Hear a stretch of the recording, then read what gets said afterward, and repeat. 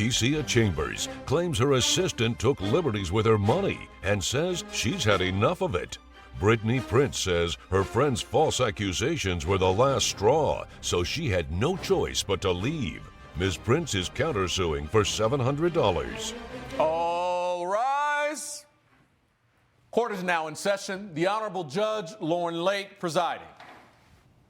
You may be seated. Good morning, Your Honor. Good morning, Sean. Thank you. Good day, everyone. Good day. This is the case of Chambers versus Prince. Ms. Chambers, you are suing Ms. Prince for $1,472.22 for unauthorized purchases. Is that correct? That's correct. And defendant Ms. Prince says you are being wrongly accused and you're countersuing for $700. Is that correct? Yes, that's correct. All right, let's start from the beginning. What happened, Ms. Chambers? We're from Detroit, and my mother put me in all the venues in our neighborhood in regards to music. And Yes. anytime there's a talent show, I'm in it. I'm a part of it. And that's where I met Brittany.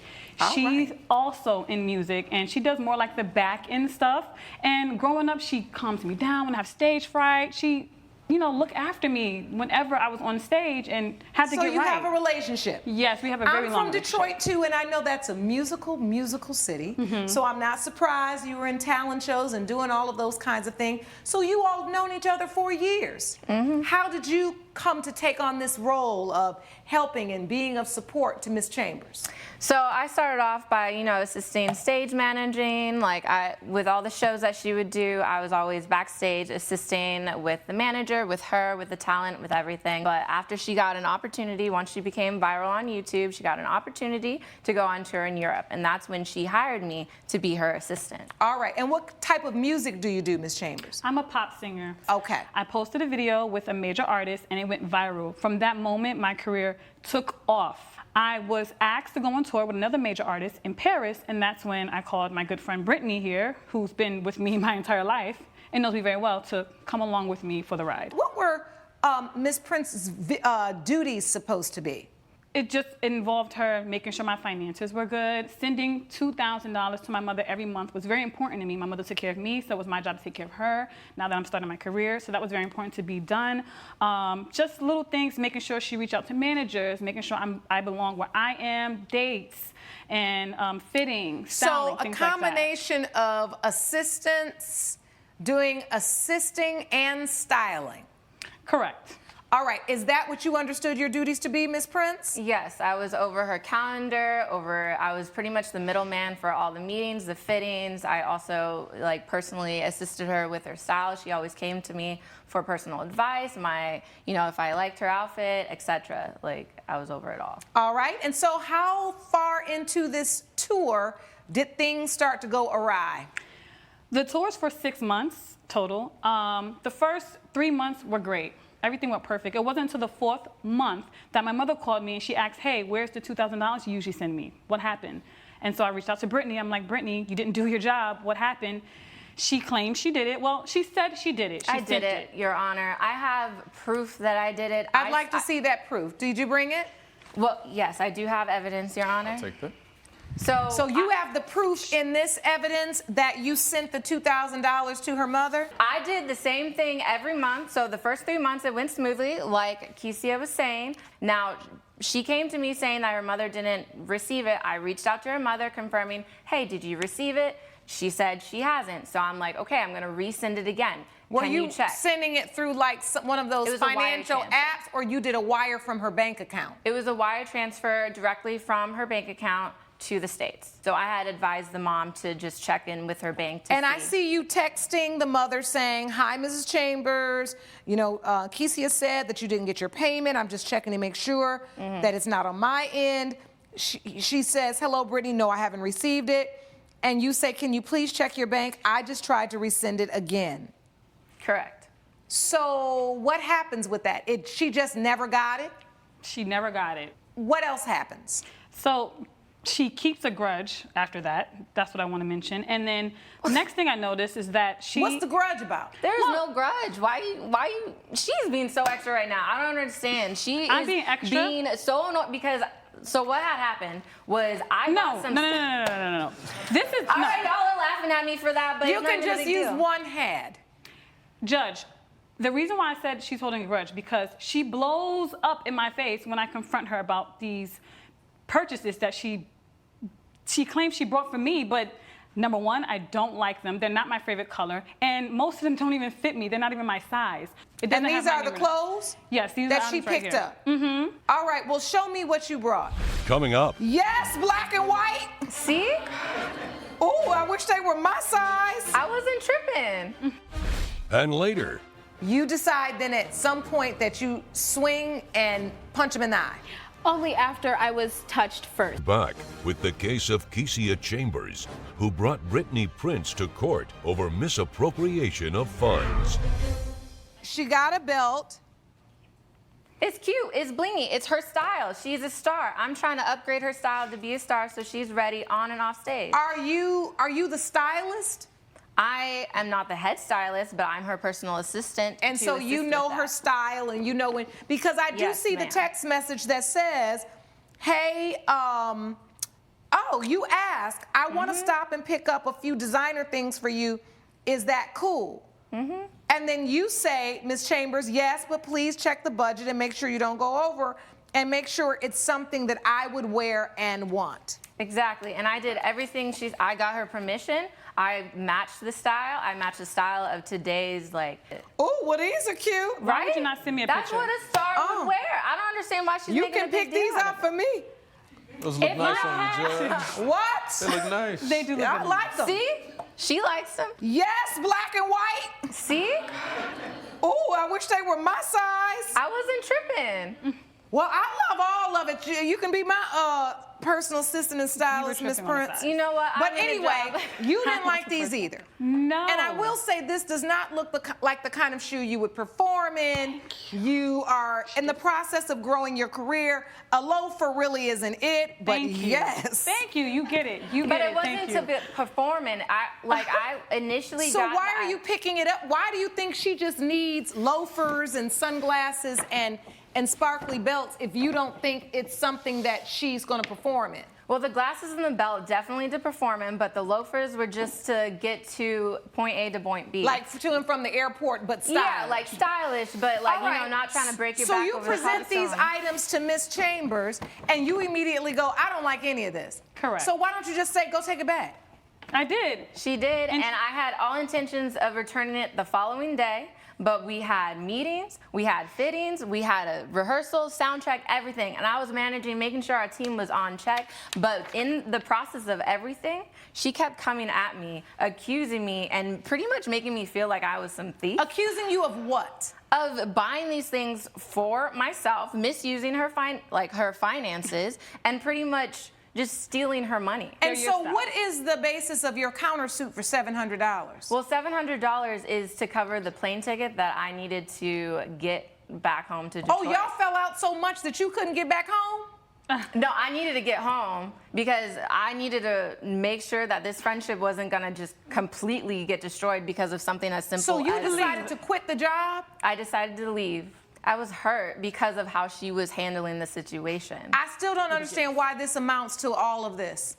Thank you. Thank Can you. somebody fill me in as to why you two beautiful, smart, successful young women could not have come to a better resolution than to fully fall out on a tour and you fly home, $700 ticket? What's going on? Your Honor, she's a big baby. She blows Oh. things out of proportion. Oh, my All the goodness. time. So she was being a drama queen. This is the part that drives me crazy about all this nonsense and y'all wanting to drag these problems that you should have solved in the living room instead of in the courtroom because you're wasting everybody's time. This can be cured. This problem can be cured. You just return it and you get your money back, and if y'all fall out and she doesn't want to work for you anymore, so be it. I have fallen out. Many of assistants have decided they don't want to work for me, honey, because I like stuff the way I like it. You hear me? And sometimes if that's not the way you like it, then you got to go and do what you need to do for you. And that's okay. She bought her own ticket home. And now, Miss Prince, you decided you were done. You were sick of her. She had gotten on your last nerve. You felt like the clothes were cute and she was trying to act like you weren't doing your job, and you got mad and you decided unilaterally to buy your own ticket back home so you could leave. She don't owe you for that ticket because I'm sure there was a return ticket already at the end of the tour. So all of this haste, all of this drama, and I'm disappointed in you two because this is exactly what stereotypically they want to say women act like. That we get irrational, we get emotional, we get caught up in drama, and we can't do our jobs. And for you all to then actually live this out unnecessarily is a bad showing for professional women everywhere. And I need you to understand that. This is unnecessary. Neither one of you owes anybody anything. You need to just return the items, and if it's too long now, that's your fault. And Ms. Prince, you buying the ticket means that you decided to, and it's your money. So on the suit, judgment for the defendant, and on the countersuit, judgment for the plaintiff. Court is adjourned. All rise. Judge Lake has ruled. Both cases are dismissed. Sorry I had to take you to court, but it had to be done. This No, was it the only didn't. way. She You're being a literally big just baby. said it was unnecessary time. You have wasted my time. I tried to help you, and you blew up. You came You all should have calm, completed cool, the and job. collected here. You're never going to make it in the real world, just leaving work like that. Oh, really? Says the person who can't even manage her own life. Never. Please You follow are me. Ridiculous. Coming up, All right, so you felt like he was being discriminatory or he was favoring women who were scantily clad. I know he was, Your Honor. All right. Wayne Fletcher claims he reached out for a woman that snuck into his club and says she spun around and punched him. April Connors says it was a gut reaction because the plaintiff grabbed her and she's not okay with that.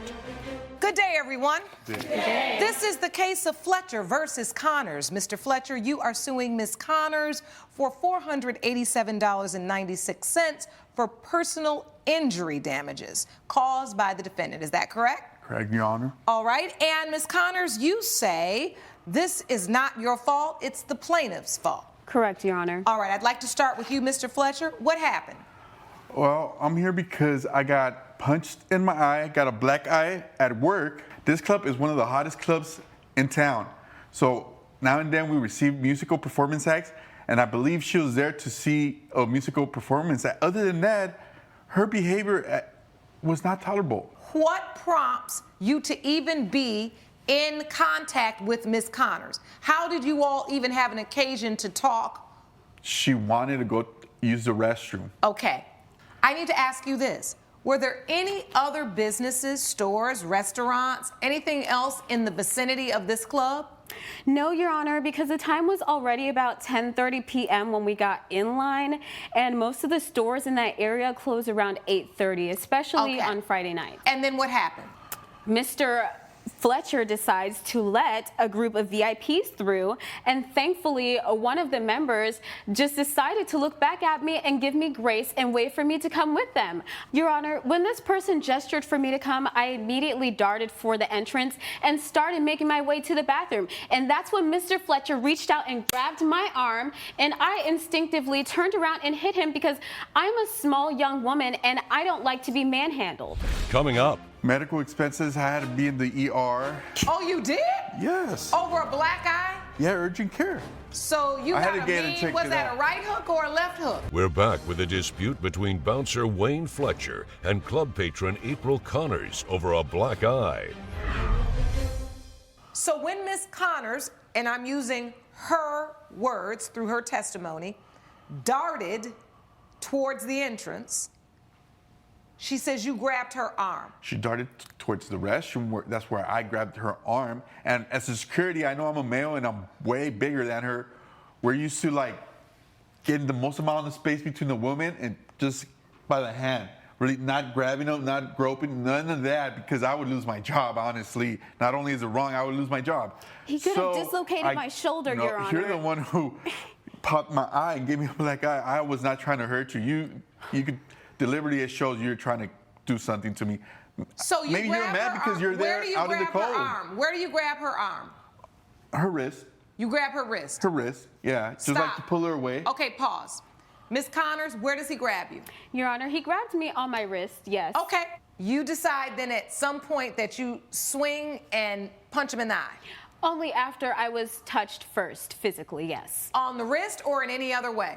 I was grabbed on the wrist, yes. All right. And then he told you don't do that, and then you just punched him in the eye. I did react after being triggered, yes, and swing on Mr. Fletcher. All right, Mr. Fletcher, she connected and punched you in the eye. Gave me a black eye. And then you got a black eye. Correct. All right, and so you're suing for $487.96. How does a black eye cost that much? Medical expenses. I had to be in the ER. Oh, you did? Yes. Over a black eye? Yeah, urgent care. A bouncer went to urgent care for a black eye. Yes, I could not see out of my eye. From a it was 5'2" out. woman. My eye was out. I wanted to see if she made So you got permanent damages. So you I had got to a get it mean, checked was it that out. a right hook or a left hook? Your Honor, I believe it was a right, but it's not as mean as All he's right. pretending it is. Judge Lake's verdict when We the People. It is the opinion of this court that Mr. Fletcher was doing his job appropriately. He did not grab you in a place that I felt like was unreasonable. He showed me exactly the way he grabbed you, and you testified to the exact same thing. Well, Your Honor. I'm not taking any more testimony. I've given you ample time to explain to me why this happened. And even the way you're standing right now, the attitude you've given in court is just kind of like, well, I didn't get my way, so then I was going to do what I had to do. And that's okay if that's your attitude. But just know sometimes your mouth and your attitude will write a check, right? That now your bank account got to cash because it's judgment for the plaintiff for $487.96. Your Court is Honor, adjourned. I'm an administrative assistant. You can't do this to me. Judge Lake has ruled in favor of the plaintiff. The defendant owes $487.96. I believe that the judge made a mistake and that you will be proven wrong someday, whether it's by me or another member in the line. You just stay away from the club scene. That's all I gotta say. You don't know how it works. Ugh, you're pathetic. You want to rule everything. You want to be the winner. Crystal Cantor claims her ex-boyfriend ruined her life when he posted a nude image of her on social media. Darren Lewis says the photo is no different than what she normally posts herself. All rise. Court is now in session. The Honorable Judge Lauren Lake presiding. You may be seated. Hello, Your Honor. Hello. Thank you, Sean. Good day, everyone. Good day. This is the case of Cantor versus Lewis. Miss Cantor, you are suing Mr. Lewis for $10,000 for emotional distress. Is that correct? Yes, Your Honor, it's And correct. Mr. Lewis, you say that you are not responsible for her distress. That is correct, Your Honor. All right. Let's start with the plaintiff. What happened?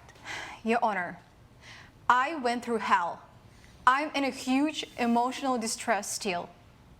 This person, my ex-boyfriend, Darren, posted my private naked photo on the Instagram. Instagram took it down, of course, but my family saw that. It basically ruined my relationship with my ex-partner, actually. Did you bring a copy of the photo that was posted? No, I do not have it with me anymore. Your Honor, I have a picture right here. Yes. So you did post it? Yes, Your Honor. Don't you dare to show that.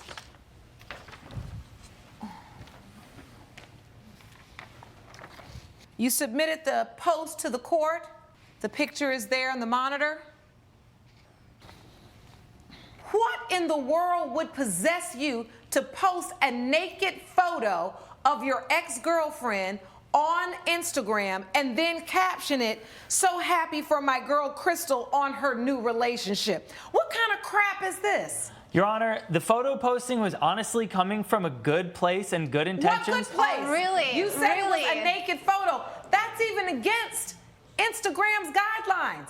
She said they took it down. And as you can see, they took it down and it only really got 38 likes. Not really much of a reach when you compare that It's to now over the whole internet. All my family saw that.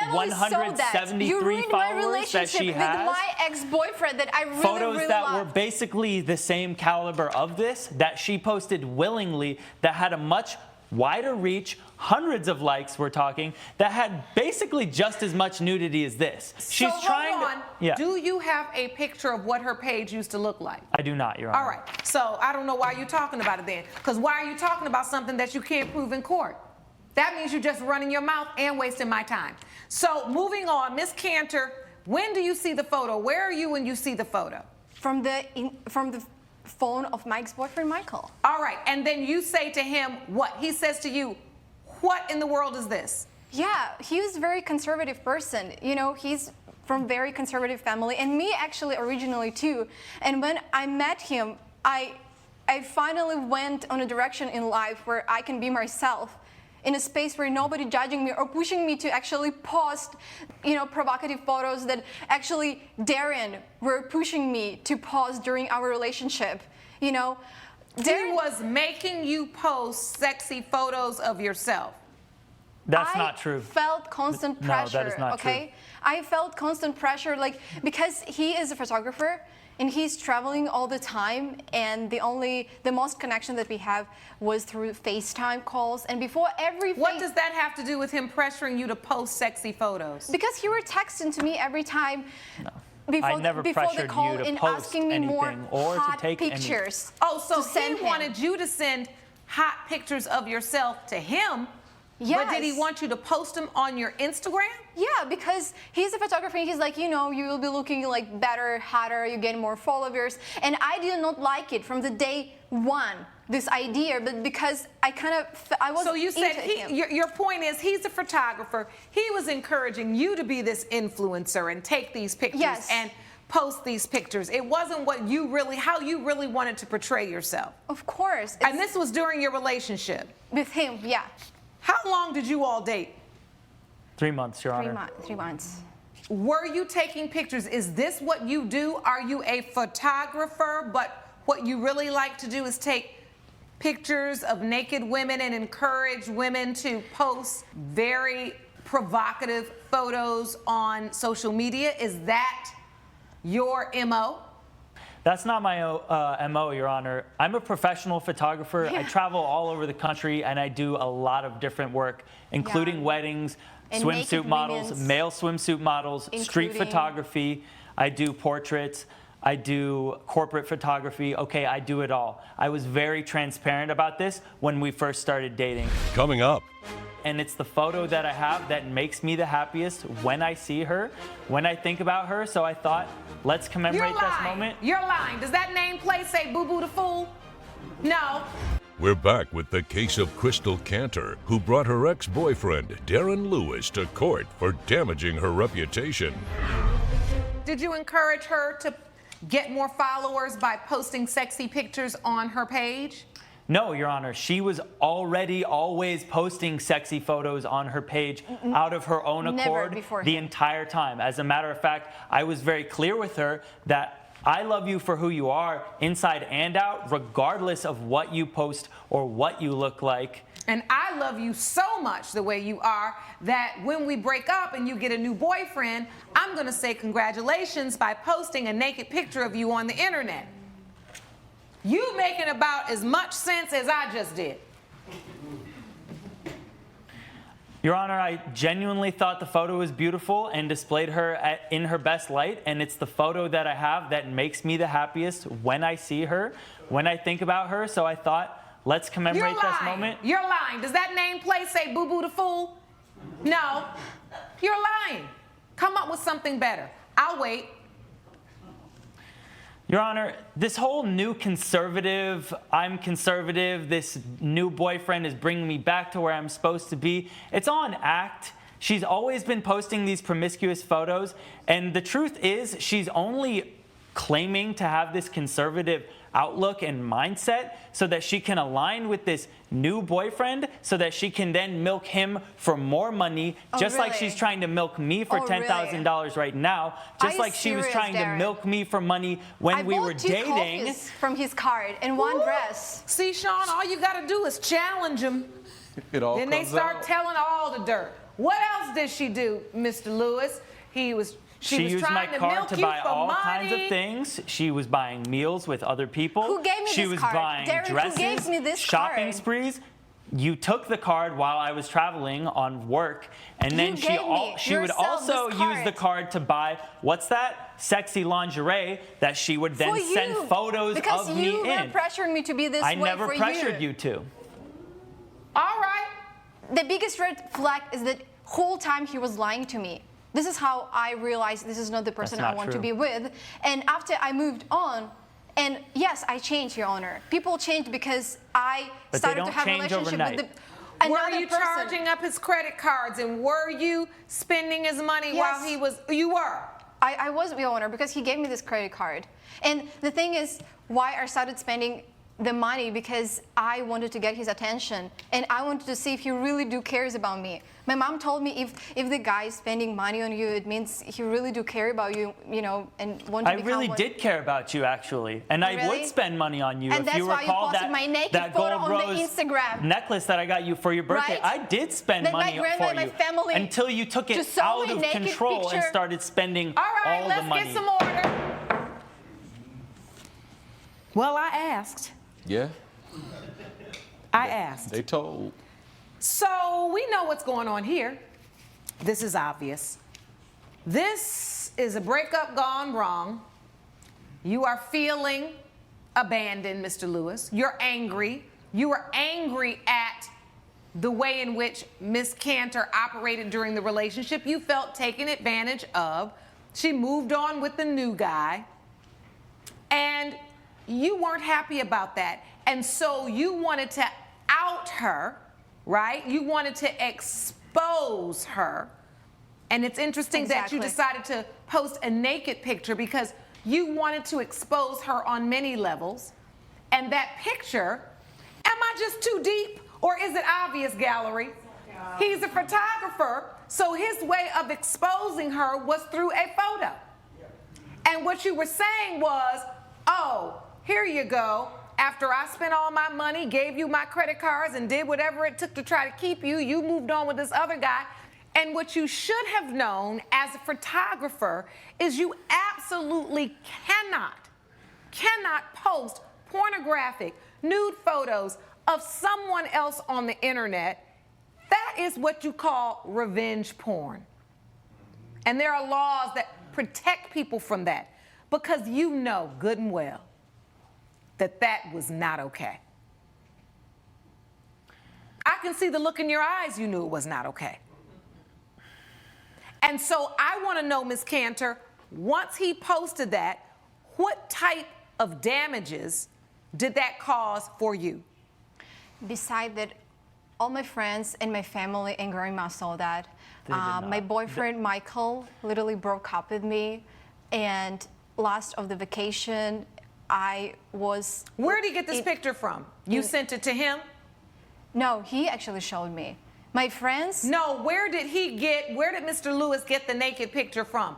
You She sent it to me. him? I sent him to him privately. Right. So you During and our that's another relationship. lesson.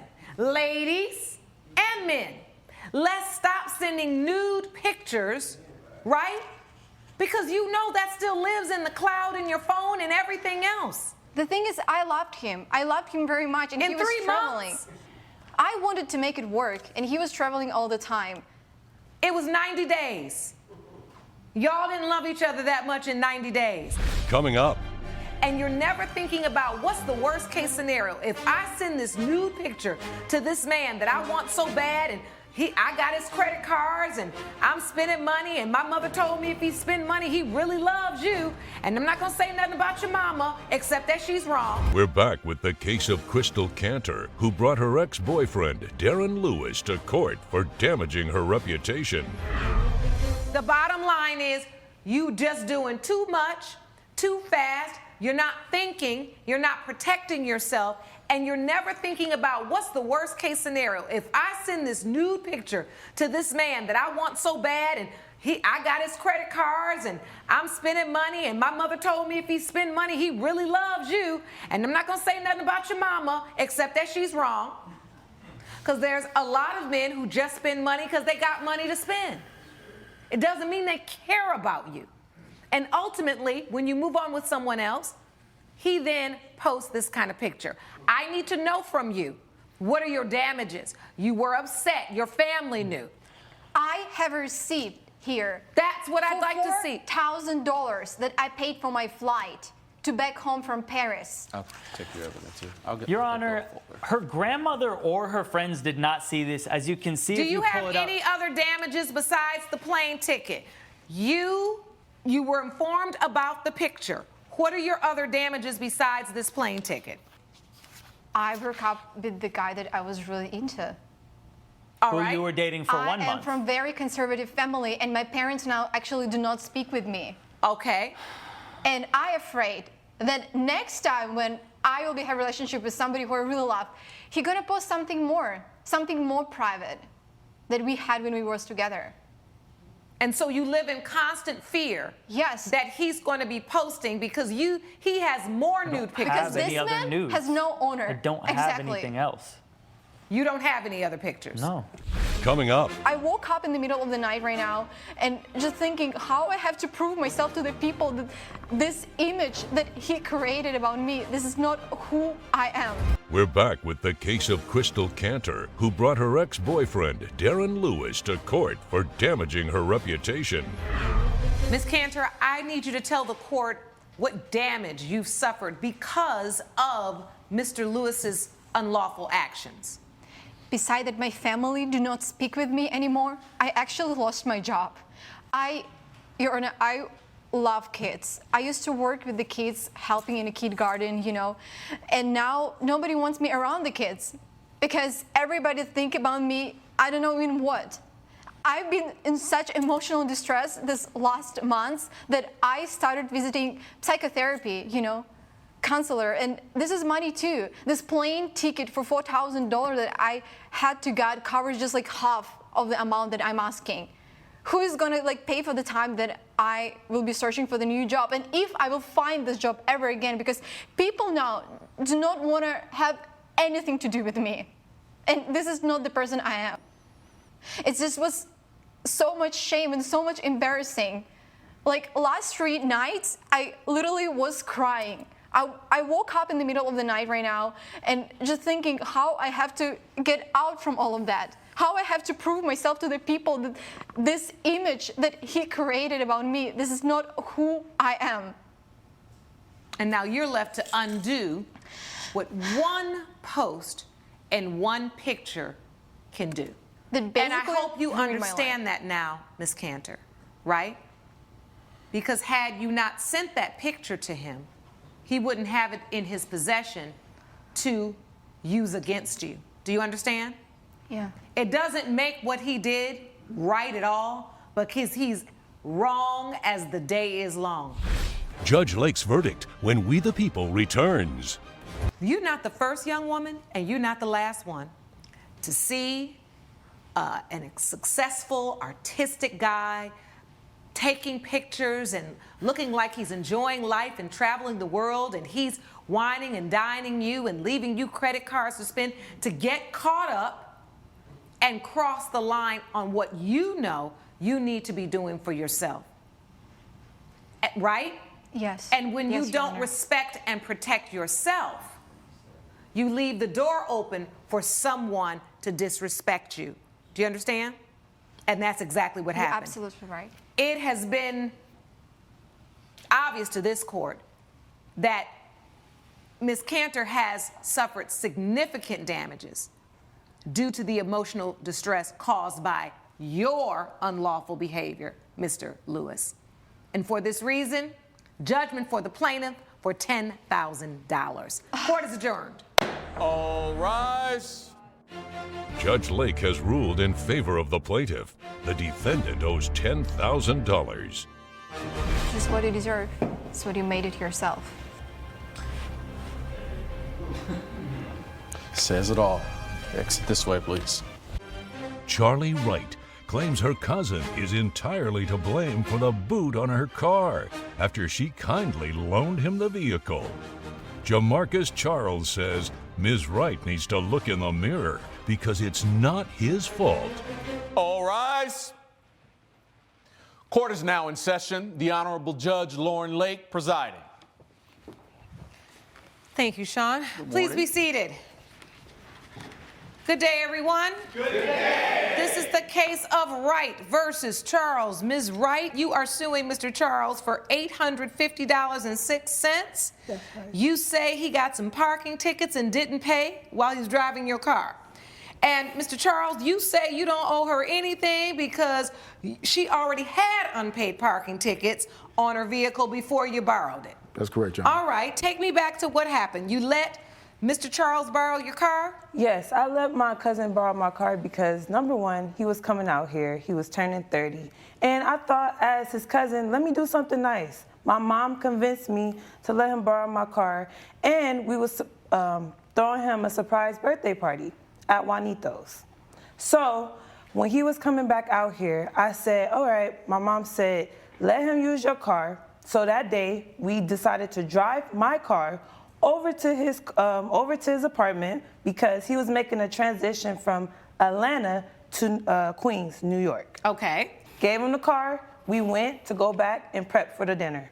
All right, so you gave him your car to borrow so he could run around and do the errands and things he needed to do to be ready for the party. Yes, Your Honor. All right, you went back to get the party together. Yes, ma'am. She let you borrow your car, Mr. Charles. Were you appreciative of that? I was very appreciative, Your Honor, because I was still in the process of moving. My car was being shipped. I had more boxes coming. So I had really a lot going on at that time. So you ran some errands that day? I did. What happens with these parking tickets? So pulling up to the restaurant, I saw it was a new construction going on in the area. So I called my auntie to figure out, hey, where should I park the vehicle at? Because there's no parking structure for me to park the car. She points at this one spot that's like a block away from Juanito's, not too far away. So I pull up to the parking spot, I park, get out, then we walk in the restaurant. We walk in the restaurant, everybody's in there, Your Honor. Like all my cousins, uncles, brothers, I haven't seen in a while, people I've never talked to in years, high school classmates, and I'm just so happy for the fact that my family even did all this for me, you know. And Let's get to the subject at hand. Yes, Your Honor. The case is about unpaid parking tickets. You suing for $850.06. Why is that, Ms. Wright? The reason why I'm suing for that amount is because, number one, my cousin had the parking. He had the car, right? He was out. He didn't tell you he got drunk. So prior to the incident, he did not tell you that we was at the party and we had a discussion. I was leaving that night from Juanito's. We was partying. I had to go to work the next morning, 8 o'clock a.m. My mom, me, and him, we all talked. And my mom was like, you know what? Let him keep it. Let him keep the car. Second nice thing I do, and this is the second thing that I listened what my mom said. Let him keep the car. So I let my cousin keep the car for the night. So I went to work. Next morning, I'm at work, and then I get off work. I want you to get to the parking. So I'm getting there, Your Honor. No, get there now. Okay, so, all right, so the parking come. My mom said, oh, just to let you know, your cousin, he said it's a boot on your car. I said, are you joking right now? So we went back to Juanito's, and a boot was on my car. Because, number one, he parked too far from the curb, and then I already had prior tickets on the car. All right. Now, we made it to the parking tickets. Now, Mr. Charles, you left the car there in front of the restaurant? Yes, Your Honor, 1 block away. Yep, it's right by the restaurant. Okay, and so when you came out, I guess, there was a boot on the car. No, Your Honor. So that night, after we agreed that she would let me keep the vehicle for the night, and her mom would take her to work. So me and my friends, we went bar hopping after the party because I wanted to spend a little more time with them. I haven't seen them in years. You walking or you driving on this bar hop? We were walking, Your Honor. Okay. We were walking. So we walked down the street to a couple bars. We had a couple of drinks, a couple of shots. And then next thing I know, I was overly intoxicated. My friend recommended, hey, bro, no, don't drive, bro, because you just got back home, man. That's not a good move. You can get a DUI. So that's okay. He took me home. He said, hey, just get up in the morning, come back, get the car. That's okay, too easy. Oh, so you didn't even look at the car before you left because you were drunk. So your friend was like, don't drive. So someone took you home. Yes, Your Honor. Coming up. I would have never got that boot if I didn't give the defendant my car or my vehicle. You got it. Eureka. And later. I didn't want to split up, and it was very sudden. It was just one day she said, I'm leaving. We're back with a dispute between cousins Charlie Wright and Jamarcus Charles over parking tickets and a booted vehicle. When did you find out there was a boot on the car? So, Your Honor, after I went to sleep, I woke up the next morning around about noon. I woke up, I called an Uber over to find the car. Immediately when I get out the car, there's a big yellow boot and a ticket on the window. the tickets for the street sweepers that have to come by in the morning, and also for me being parked a little too far away from the sidewalk. But the boot led to confusion with me, because I've never seen this kind of incident before. So I immediately just called my cousin, because this is her car. I'm like, hey, cuz, I'm trying to call her. She's not answering the phone. Like, her phone's not even ringing. It's going straight to voicemail. So I don't know what's going on. I'm starting to panic. So I said, you know what? No, let me call Auntie. I call Auntie. I let her know, hey, Auntie, there's a boot on the vehicle. I don't know what could be the problem. Auntie is her mother. Yes, Your Honor. All right. So I said, there's a boot on the vehicle. I don't know where it could have came from. She said, hey, baby, don't worry about it. She said, you just got to celebrate your birthday. Relax yourself. You got a lot to do. Go home, relax, and we'll take care of it.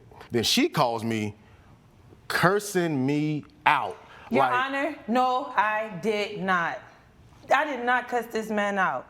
Number one, I explained to him I was very upset. I'm like, how are we going to fix this situation? I have a boot on my car. What are we going to do? He started slurring his words. Well, okay. And I couldn't even talk to him properly. He was like, I said, you know what? Click. I have to be the mature adult here, and I need to handle business. So I said, you know what? Let me make some calls. I called the boot people. I said, I understand I got a boot on my car. How do I take care of this? They told me, you know what? You have this outstanding amount to pay, and you need to pay this right now. Where are the tickets? Anybody have copies of the tickets? Here's the tickets right here. I'll take all of your evidence right there. Thank you. So once you heard back, I mean, you talked to the boot people, you got them on the line, they told you what you need to do. Here's a parking ticket. Yes, Your Honor. Yes, Your Honor. And then I'd like to also say, Your Honor, you see, she said tickets. I incurred a ticket, right? Not tickets. So I'm trying to figure out, why am I being held accountable for something that you didn't do on your own self? Your Honor, he incurred for me to have the boot. So you got the boot because you were on the street sweeping side? Yes, Your Honor. All right. Not because you had other tickets? No, Your Honor. No. So if you got pulled over, they wouldn't have asked for that? They wouldn't have found out that you have unpaid parking tickets on a vehicle, so you put me at risk? I gave you my car to take care of. All right, so Ms. Wright, in this evidence folder, you've got the tickets. You've got one ticket for $176.12. That's the defendant's ticket from parking 8 inches away from the curb and in a no parking area. We also have a slew of tickets that you had to pay for your unpaid tickets, which supersede even the defendant's ticket. You had outstanding tickets of $420, ma'am. Yes, you're right, Your Honor. You're right. Okay. But I would have never got that boot if I didn't give the defendant my car or my vehicle. You got it. Eureka. Newsflash. Hear what you just said. You wouldn't have gotten the boot had you not loaned the defendant your car. You should have known that you definitely don't give people your car that don't know how to park in New York, and then your mom told him where to park. He pulls over in a parking area where he shouldn't have been parking. He got a ticket for that. The boot is because of all the unpaid parking tickets that you had. Can he be accountable for where he parked the car? Can you be accountable for that? I can be accountable for that, Your Honor. I will take that, but you can't hold me accountable for a boot for your past discretions. You're suing him for $850.06. You basically saying he got to pay you for all the tickets you got before he ever moved to town. Your Honor. You are willing to take responsibility for the tickets you got. Yes, Your Honor. So what I need to understand, Ms. Wright, before I rule on this case is you let your cousin use your car. You were trying to be nice, and I get that. You were trying to do the right thing, right? Yes, but unfortunately, you allowed someone who's inexperienced driving in one of the biggest, if not the biggest and busiest cities in America. Yes, so why do you think he's responsible for even the tickets that you got before he ever moved to town? The reason why I believe he's responsible because he needs to learn a lesson to be more responsible when he's partying, when he's out, and when he's like getting intoxicated. You don't just leave somebody's car. And number one, you don't just listen to when my mom say, "Oh, go park the car." I don't care. Well, wait now, because earlier in your testimony, you said you and your mom planned all this, and your mom was the one who told you to let him use the car. So you listened to your mother? I did not want to give him my car, but I did it because I love my cousin. But the fact that everything is getting blamed on me. You didn't want to give him your car because you had $420 worth of unpaid parking tickets, and you needed to have that thing parked until you paid your parking tickets. All right, I've heard enough. it has been determined by this court that judgment for the plaintiff for $176.12, which is the cost of his parking ticket, you are going to have to deal with the balance of $673.94 in tickets and the cost of the boot because of the unpaid tickets, because that is your fault and your fault alone. Judgment for the plaintiff for $176.12. Court is adjourned. Judge Lake has ruled in favor of the plaintiff. The defendant owes $176.12. See, I told you. I don't know why you put me in this position for. We're supposed to be family here. We're supposed to love each other. You gonna do this to me? Yeah, I love you, but I still want my money. Coming up, I did message her a few different times just saying, hey, how are you? To see if she'd respond at all. She didn't respond until I flat out said, did you sell the sculpture? And that's the only time that she responded. You sent like 2 texts. Julia Martell claims her ex-girlfriend sold a sentimental sculpture they bought together while on a trip to Thailand. Rachel Moore says Ms. Martell abandoned the sculpture when they broke up, and she had bills to pay. Good day, everyone. Good day. This is the case of Martell versus Moore. Ms. Martell, you are suing Ms. Moore for $450, which is half the cost of a sculpture you say she sold. That's correct. And Ms. Moore, you are saying that the plaintiff sold other things without your permission during your relationship, and you don't owe her anything. Yes. All right. Let's get started with you, Ms. Martell. Tell me about this sculpture. How did you get it? What's the nature of the relationship between you and Ms. Moore? I'll start at the beginning. We met each other in college. We were both anthropology majors, and as soon as I saw her, I kind of fell head over heels for her, and we hit it off right off the bat.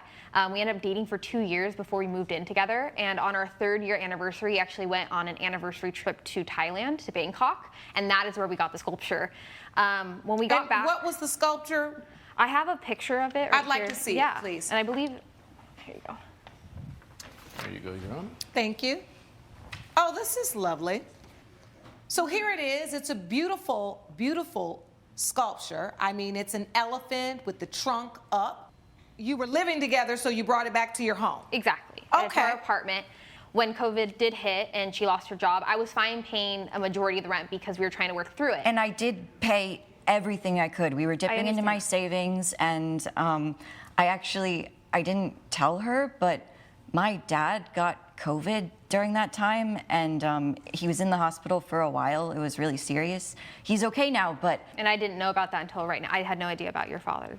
Coming up, Did you try to reach out to her, Ms. Moore, and say, listen, No. things are getting tough? I didn't reach out to her. Did you sell it out of anger? No.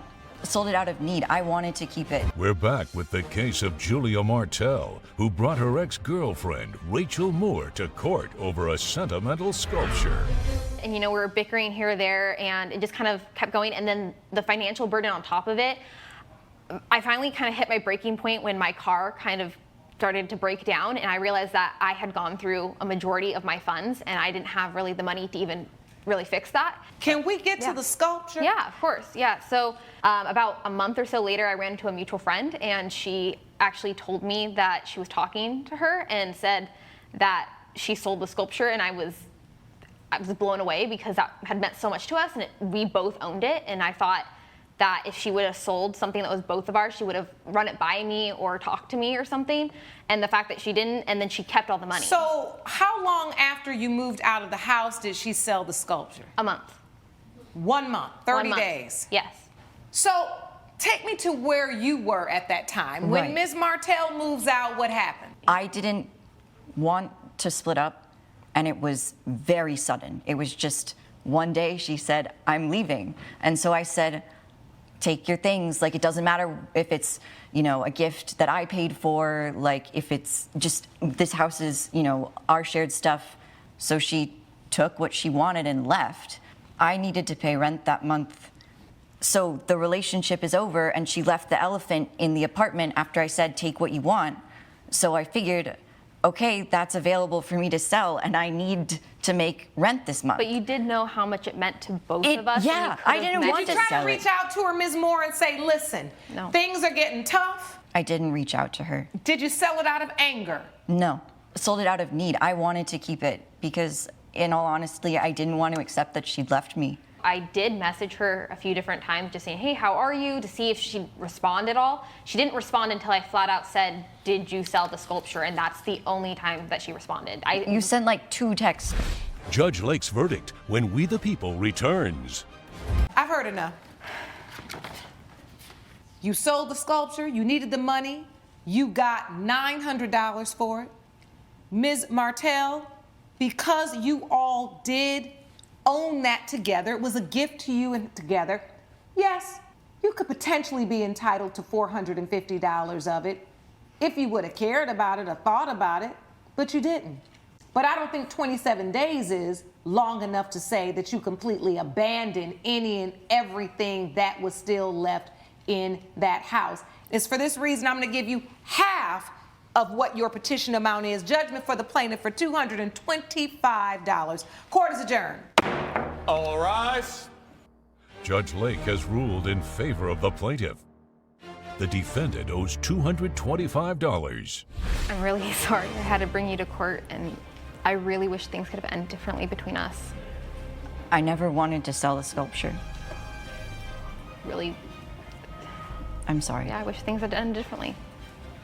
Mila Wesley claims her snowboard was broken in half after she loaned it to her friend's girlfriend during a weekend getaway. Nia Summer says the snowboarding equipment was already defective, so she isn't to blame. All rise.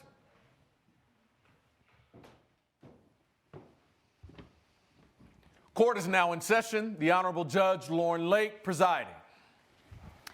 Please be seated. Hello, Your Honor. Hello, thank you, Sean. Good day, everyone. Good day. This is the case of Wesley versus Summer. Ms. Wesley, you are suing Ms. Summer for $610, is that correct? Yes, For Your Honor. damaged snowboarding equipment, is that right? Correct, Your Honor. All right, and the defendant, you say you do not owe the plaintiff anything, is that correct? Correct, Your All right, tell the court what happened. Hello, Your Honor. I am Mila Wesley, and I am suing Summers here for $610, as you stated, because I live in Denver, Colorado, and I invited my friend Matthew, who is her boyfriend, up to my beautiful cabin up in Breckenridge for the weekend for all of us to go snowboarding together. How many? 5 people, but the important ones are the 3 of us. Okay, the rest, the other 2 don't count. They don't count. Irrelevant souls. All right, so you invited 5 people to a snowboarding trip. What happens? So we drive up on a Friday night, get ready to go snowboarding in the morning. This is my first time meeting Nia, and we're all excited because Matthew's been a friend of mine for 3-4 years. He has never met anyone that he's super in love with or connected with, so I was excited. Nia is a skier, which of course is totally fine. So we all drive up on the Friday and get ready to go on the Saturday. As we get there on the Friday night, unpack all of our things. Summers declares that she forgot one of her skis, which, it's a mistake, whatever. And she's like, yeah, I'll just rent some new skis in the morning or whatever. And I said, no, it's going to be super busy. There's a bunch of beautiful, fresh powder out there. And the lineups for the rentals are going to be astronomical, and the rental equipment will be subpar. So I said, why don't you just use one of my other snowboards? And that way we can all go up and have fun together. She said, no, I don't think I want to snowboard. I said, yeah, I'll teach you. I'll spend time with you. I'll coach you on some of the smaller slopes, and we'll all just have a good time. One Saturday morning came around, we all went to the mountain together, and we were just, having a blast. And I took her up one of the smaller mountains and taught her how to snowboard. And then I went off with Matthew and our other friends and went down some of the bigger runs. And So you just took her up and taught her how to snowboard in 2 minutes? I was with her for an extended period of time, How teaching extended? her a couple One runs. run, Your How Honor. long was she with you, Miss Summer? One run down the hill. So whatever, I feel, whatever a relevant amount of time it took to get up the hill, and one time down the hill, which was equivalent to maybe 15 minutes. All right, so you went for one run down. Yes. And you were using her equipment. Her faulty equipment, yes. The equipment was, you said it was faulty? I believe it was faulty. How is it faulty? Your Honor, I'm not familiar with snowboards, so you'll have to forgive me. I had never snowboarded in my life, but I do know skis very well. My feet were not secure to the board, and that was faulty bindings. I never felt steady or balanced on the board. So yes, we went up a second time, and that is where my lesson, which was meant to be a 2-hour lesson, ended at the top of a mountain. I'm not a snowboard instructor, but if she you were did that, offer her services but if to you teach me. are that uncomfortable, then why didn't you say something or say, you're an adult, right? You can make your own decisions, and I offered you my equipment so that you didn't have to A, spend more money, and B, well, actually, she was willing to spend the money. You talked her out of it. Per your own testimony. We didn't talk her out of it. We suggested it because we didn't want her to have to waste all that time. I thought the other two people were irrelevant. Matthew, her boyfriend. Okay, her boyfriend and you. Yeah. You guys both just suggested, just use mine. Don't buy your own. Exactly. Okay, so I would tend to disagree, Your Honor. Respectfully, Matthew has never pressured me into anything that I do not want to do. He could tell I was uncomfortable. I expressed no interest. In fact, I expressed disinterest in snowboarding. I'm a skier. Does anybody have any pictures of this? Yes, I'd like to present equipment? evidence. And so you are a skier. I'm a Ms. Summer. skier. I don't do either. So you guys have to enlighten me. She promised me 2 hours. I told her I was uncomfortable after one run. So then what happens? You after one run, you were uncomfortable. So why'd you go on a second run? Thank you. Coming up. I started going so fast, and I tried to veer off to the side so I don't hit other people. And at that point, I have a tree coming at me so fast, faster than I've ever gone on the snowboard before. And later. The 6th month, things began to change. How did they begin to change? What happened? Her boyfriend was cheating on her. We're back with the case of Mila Wesley, who blames Nia Summer for destroying her snowboard. So what happens on the second time? Tell me what happened. I was going down the hill. My bindings, my feet were not properly attached to the board. She was so encouraging on my first run that as I'm falling to my knees, to my butt, she's saying, no, everyone falls. That's normal. That's normal. Because so that's true. I'm normalizing this in my mind, thinking, oh, maybe it's me and not the equipment. When I was up there on the second run, I started going so fast, and I tried to veer off to the side so I don't hit other people. And at that point, I have a tree coming at me so fast, faster than I've ever gone on the snowboard before. All I could do was move my own body, and the one thing that she did thankfully teach me was to fall back towards your butt. So as I'm pushing back to land on my butt, my snowboard goes out in front of me, and that is what thankfully impacted the tree. I could have been seriously so you injured. Went feet first with the board up Correct. into the tree. And it snapped the board in half. And That's it snapped how in fast half. I was And this going. is the picture that we're seeing right now This is on the the faulty monitor. binding. That's the board. Oh, that's the board. See where the feet clip in? There is a plastic element that attaches that piece to the board, and that was loose. And that happened after the accident, or that was like that when you put your... You know, it may have been like a small crack or something. And were you physically injured, Miss Summer? At that point, no. I had what I would call like normal bumps and bruises from falling to my knees and my butt during those. But the impact of the tree. You didn't have to thank go to the God, hospital. No, I did not. All right. So you get down there, you meet down. She says the board breaks. What do you say? I first, like I said, asked her if she was okay. And then I said, okay, well, you broke my snowboard. So a human person and a kind person would say, yeah, let me compensate you for that. I'm sorry that this happened. This was at the end of the day, so we were ready to leave anyways. I see evidence here for the snowboard for $442.44, and you also submitted an invoice for the bindings for $168.75. This is the cost to replace, I presume. Yes, Your Honor.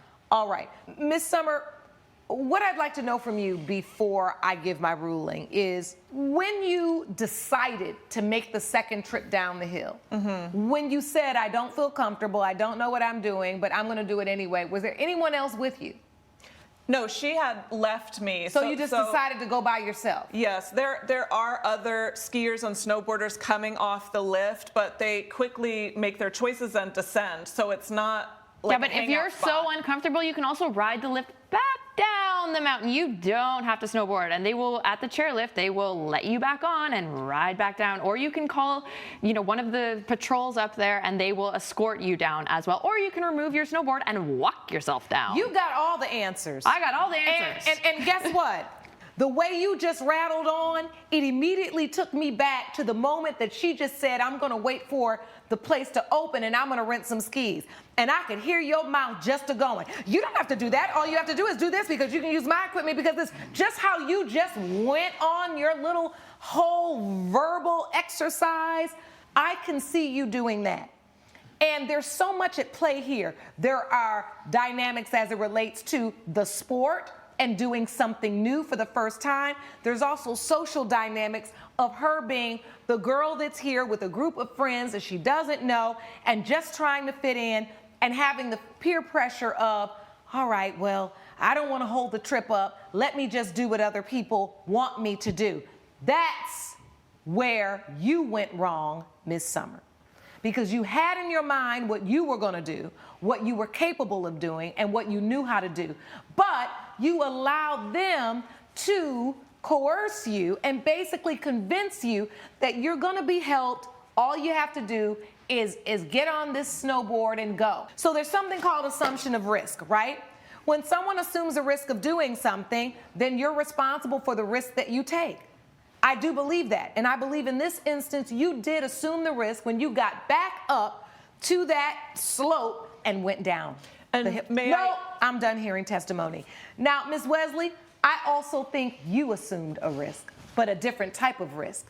You let an inexperienced snowboarder, someone that has no experience, that you know has no experience, that you know relied on your tutelage and your teaching and your coaching. You did not spend enough time with her, and because you wanted to get along with your trip, you left her there with your equipment, not monitoring her or your equipment, and you were at fault as well. Because of that, I'm going to split the difference between the two of you. You both are at fault here. You both were negligent, and you both deserve to have some liability in this situation. Judgment for the plaintiff for $305. Court is adjourned. Judge Lake has ruled in favor of the plaintiff. The defendant owes $305. Told you so. Wasn't all my fault. Whatever. You're a mean person. Never have kids. I'm not a mean Never person. have kids because you don't have the patience. Yeah, Never you don't have the patience for teaching someone in kindness. Coming up. Did you have a lease, Ms. Williams? No, we did not. All right. We are family, and we don't call the police, and we don't sign a lease. Joyce Williams claims her nephew rented out a room in her home for several months before he left without notice. Marcus Williams says he was forced to leave after things became chaotic and a glass was thrown near his head. Good day, everyone. Good day, This is the case of Williams versus Williams. Ms. Williams, you are suing Mr. Williams for $750 for unpaid rent. Is that correct? That's correct. And Mr. Williams, you say you do not owe the plaintiff anything. It was impossible for you to live there anymore. That's correct, Your Honor. All right, so take me back to how this situation came about that Mr. Williams was living with you. Well, I own a 3-bedroom home that I rent out rooms for extra money. Okay. Okay, now I usually charge $1,000, but I'm still close to my family, so I allowed my nephew Marcus to rent a room for $750. Did you have a lease, Ms. Williams? No, we did not. All right. We are family, and we don't call the police, and we don't sign a lease. Oh, all right. And I only asked for a few things. I asked that he get a job, don't be messy, stay out my business, and give me enough notice before he moved out. So And how much notice was that? 1 month. Okay, so how long did he live there? 5 months. All right. I'm going to have to correct that it was 7 months. All right. But the 6th month, things began to change. How did they begin to change? What happened?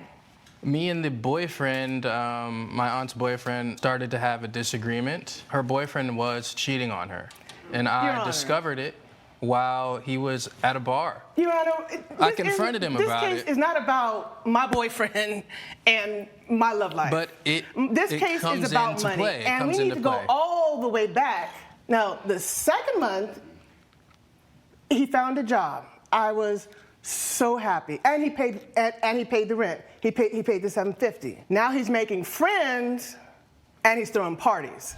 Coming up. He was supposed to give me 1 month's notice before he left. He failed to do that. I did, but I also did not plan on coming into such a chaotic. We're back with the case of Joyce Williams, who brought her nephew Marcus Williams to court over unpaid rent.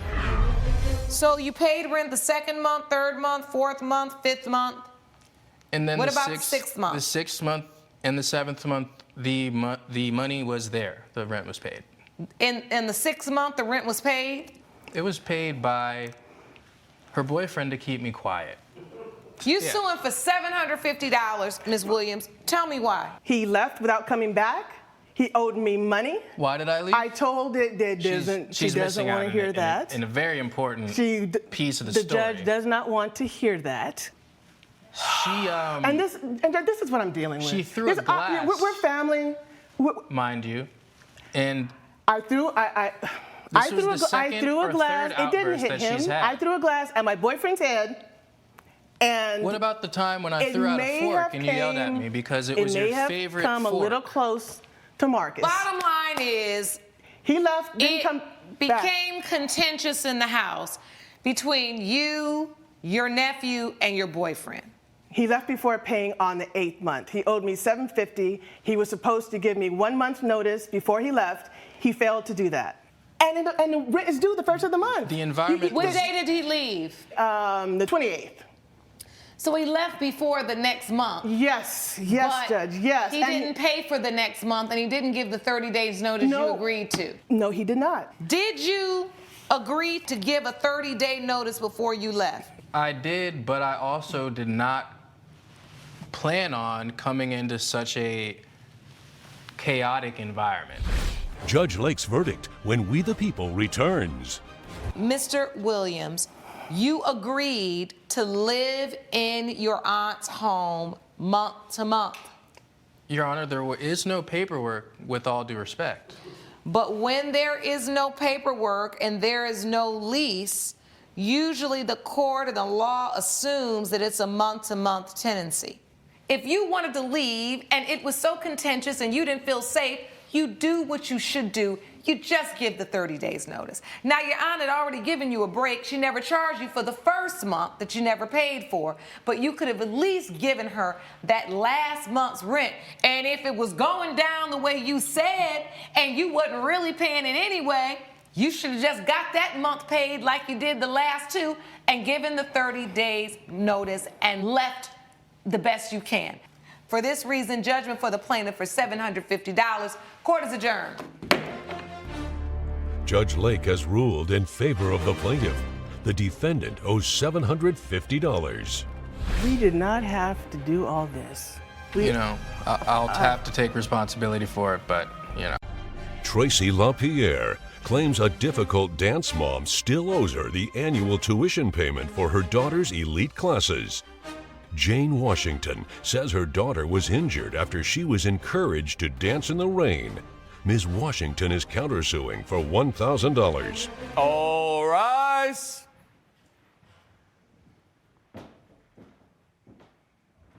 Court is now in session. The Honorable Judge Lauren Lake now presiding. Please be seated. Hello, Your Honor. Hello. Thank you, Sean. Good day, everyone. Good day. This is the case of LaPierre versus Washington. Ms. LaPierre, you are suing Ms. Washington for $1,440. You say that the defendant failed to pay the annual fee to your dance studio. Is that correct? Yes, that's correct. All right. And the defendant, Ms. Washington, you are countersuing Ms. LaPierre for $1,000 for your daughter's medical bills. Correct. All right. Let's start with the plaintiff. What happened? Okay, so basically, Jane's daughter, Nellie, is a student at my studio. Your Honor, I am a seasoned professional. I come all the way from Australia and I opened a studio in Los Angeles. I know what I'm doing. I'm successful. I've had a huge career myself. And now I judge national dance competitions. And I decided I'm going to open a studio because I want to nurture and teach young dancers. I'm all about new methods, new ways of teaching, which Jane clearly has had a problem with since she has brought her daughter to my studio 2 years ago. So my problem is her daughter is in my elite team, which is a massive deal. I have very small classes for my elite team because they are talented and I see potential. She has failed to pay the fees for that. This dance season started, I don't even know how long it's been now. What's your policy? You say she failed to pay the fee. Can you just quit? Can you decide you don't want to? It's an annual fee? Yes. All right. So whenever you enter the elite team, you have to pay, before the season starts, the $1,440 to join the team. Okay. So that's a must. You have to do that to be in the team. She failed to do that. My administrator had been away, so she hadn't picked up on that until I checked the paperwork and it came to my attention after the dance season had started. So I sent her a nice letter home with Nellie to say, hey, you might have forgotten to pay these fees. No problem, just please do it. She failed to do it. So you had let her daughter continue to dance, but your annual fees were past due. Please make sure you get those paid. Yes. All right, got it. Continue. So the second letter I sent home with Nellie yet again, it was only a few days later, and it was saying, you still haven't paid. If you need a payment plan, we can set that up for you, but just let us know because we need these fees paid. It's very important. Why were you not responding, Ms. Washington? I didn't even barely have the chance to respond. She was sending letters days apart. I didn't even have that chance. How did you not have a chance when you were dropping your daughter and picking her up from dance? I'm not allowed to go in. She doesn't like me to go in because I'm a distraction. She makes me uncomfortable. She makes her own daughter uncomfortable in the dance studio. Her daughter gets distracted. So I said to her, can you please not come inside the studio and watch? All parents or just Ms. Washington? Just Ms. Washington, because she's caused issues before. She doesn't understand my dance teaching. She comes into the studio. Does it require you to go in to answer the communication about the annual fees? Could you email, text, call? I probably could have. I was going to talk to her the day the incident happened, and then when the incident happened, What's the incident?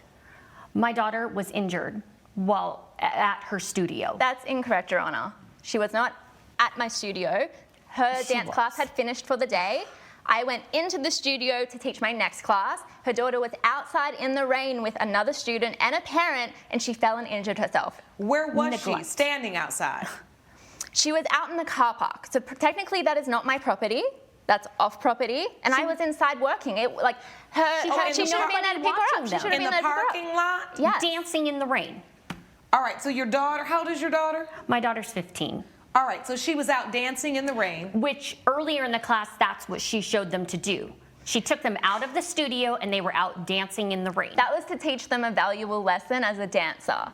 We did a performance that was coming up in that time, and I thought it might rain when this happened. So I wanted to prep them to be professional and to learn, hey, the floor is going to be slippery, get used to it, so we don't have any accidents. And we didn't. No one fell. So did you just say, hey, practice in the rain so you can get used to it, or were you teaching techniques that could maybe help them if their foot was slipping? Yes. Or what kind of techniques did you teach? So how to balance themselves properly, to be over their toes or to not, how to use their core when they're doing tricks, because they were flipping and they were doing tricks, which is not easy in the rain, as you can imagine. But we have practiced and practiced and practiced, and they know how to use their core, how to use their balance so they don't fall and slip. Coming up. So I actually was watching my daughter Hazel when Jane came bursting in, yelling at the top of her lungs, threatening Tracy that she would never dance again because she was going to get a bat. And so she was threatening bodily harm, and I'm just confused. We're back with the case of Tracy LaPierre and dance mom Jane Washington, who are arguing over unpaid dance tuition and medical bills. I'm not sure if that was safe. But at that time, did any of the children get injured while you were... No, Your Honor. Were you taking them outside on the dance school's property at that time? Yes. All right, so you weren't in the parking lot. Mm-mm. It was like just in front of my studio, which is still my property. It's not far out into the parking area. All right. And so go ahead, Ms. Washington. Your daughter got injured because she was out after after class, still dancing in the rain? Yeah, unsupervised. All right, well, class was over, right? Right. It was over, but she was supposed to be staying indoors, but she encouraged them to keep dancing in the rain, so she went I outdoors. encourage them to practice when they go home, regardless of if it's raining or not. But So wait, did you tell them to continue outside practicing in the rain, or did you tell them practice the routine at home? That's two very different things. It is, Your Honor. Practice the routine when you're home. All right. So dance class was over. Your daughter's outside, what, waiting for a ride? I was on my way. She was late? I was late, but I am not normally late.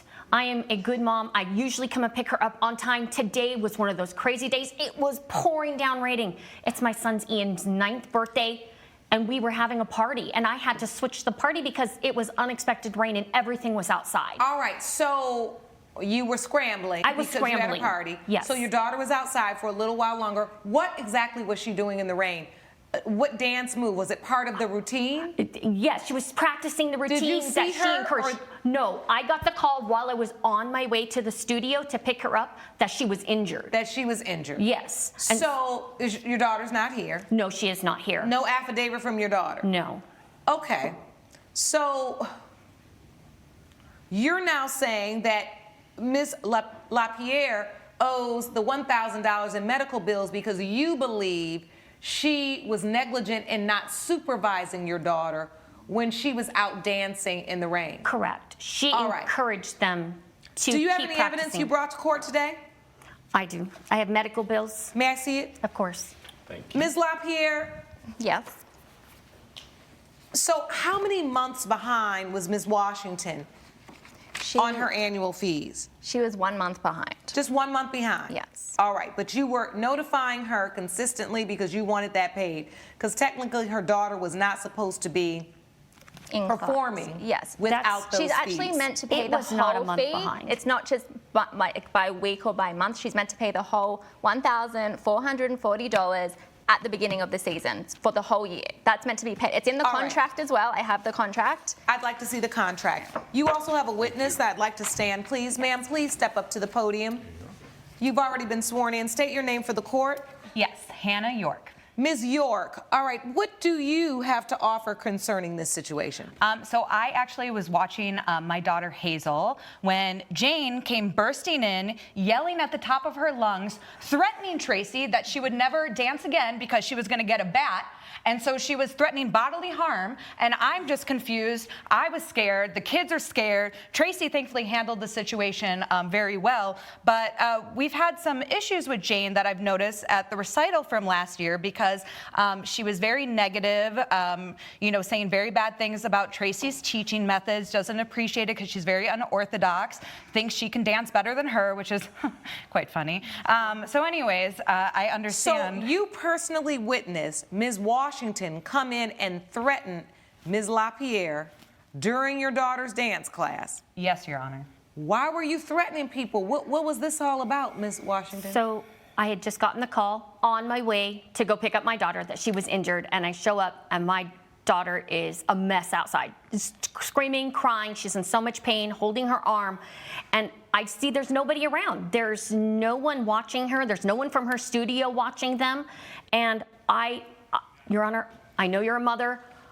I lost it. I was so upset because my baby is in pain.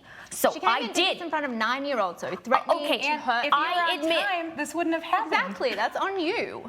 I admit, Your Honor, I said some things that I shouldn't have said. In the very moment, it was heated and I was upset. And for that, I apologize. I shouldn't have gone there. But I was just so upset to see my child in pain. Well, if your child is in pain, that of course, as mothers, we feel what they feel. They're in agony, we feel the agony, Yes. I get it. And I'm sure the same is true for fathers as well. What I'm trying to figure out is that if your daughter was outside in the parking lot, not on the dance school's property, and got hurt, why is it that you expected someone from the dance studio to be out there supervising and watching them?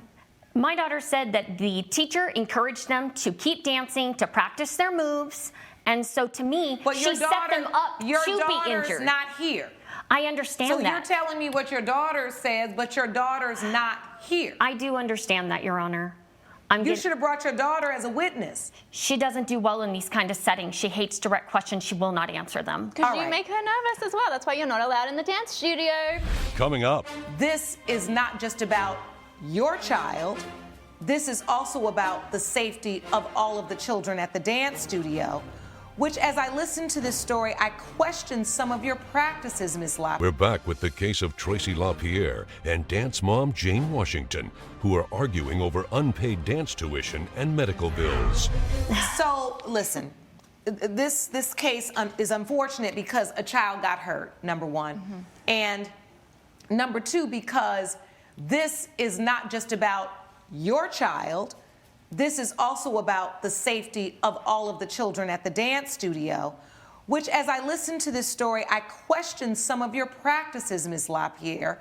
You know, as a former dancer and a person that did a lot of dancing, I'm thinking about what you're doing, and I'm saying to myself, while I understand maybe, hey, you're thinking about cheerleading, which is the kind of dance I used to do. There are a lot of times, if you're cheering a game or you're doing things, that you are going to have to perform in the rain. But what I was hoping to hear you say were, if it's pouring down raining or if conditions are not safe, here's how we will modify the routine to make it safe. Not here's how we're still going to do dangerous moves or moves that could potentially injure a child while it's raining. But I wasn't there, I'm not a part of your studio, and I can't make really that judgment. The judgment I can make is your daughter still dancing there, Ms. Washington? She is not. As soon as that incident happened, I felt it was unsafe, and I took her out of dance. She was, of course, injured and could not dance for a while. Do you have in your contract, Ms. LaPierre, if the provision if someone gets injured?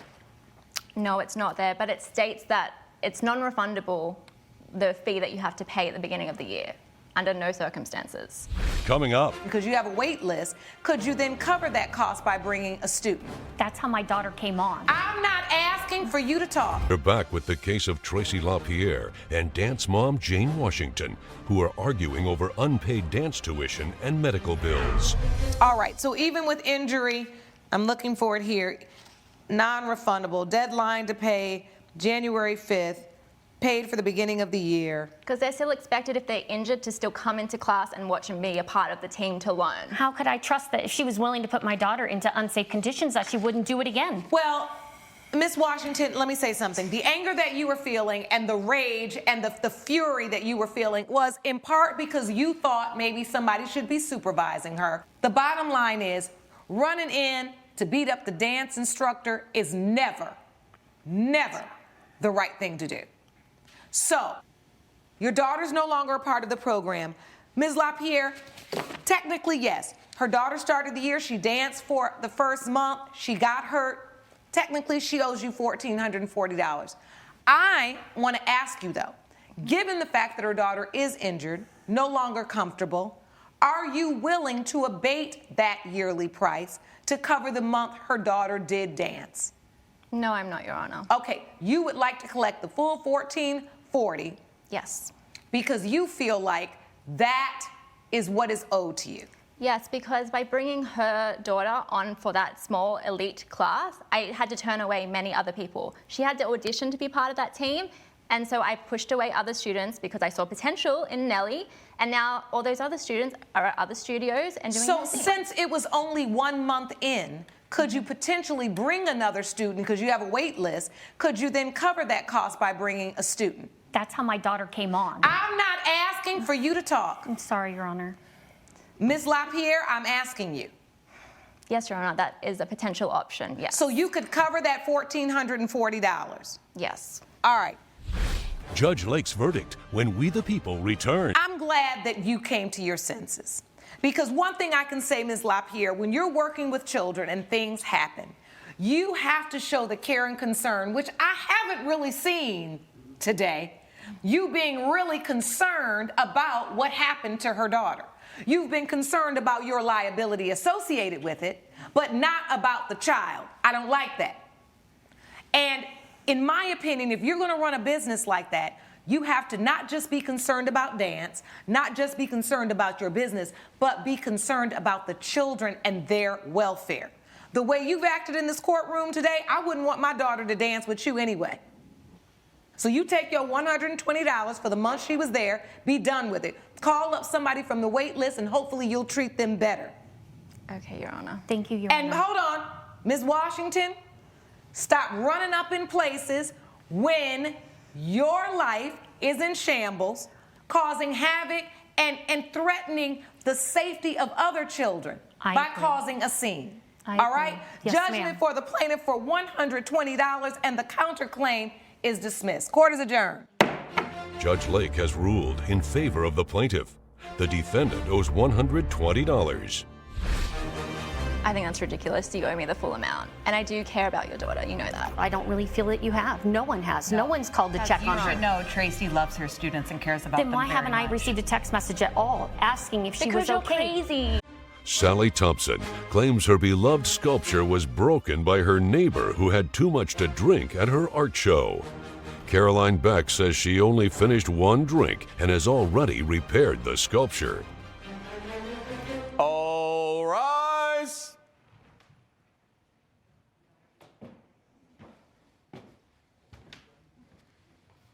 Court is now in session. The Honorable Judge Lauren Lake presiding.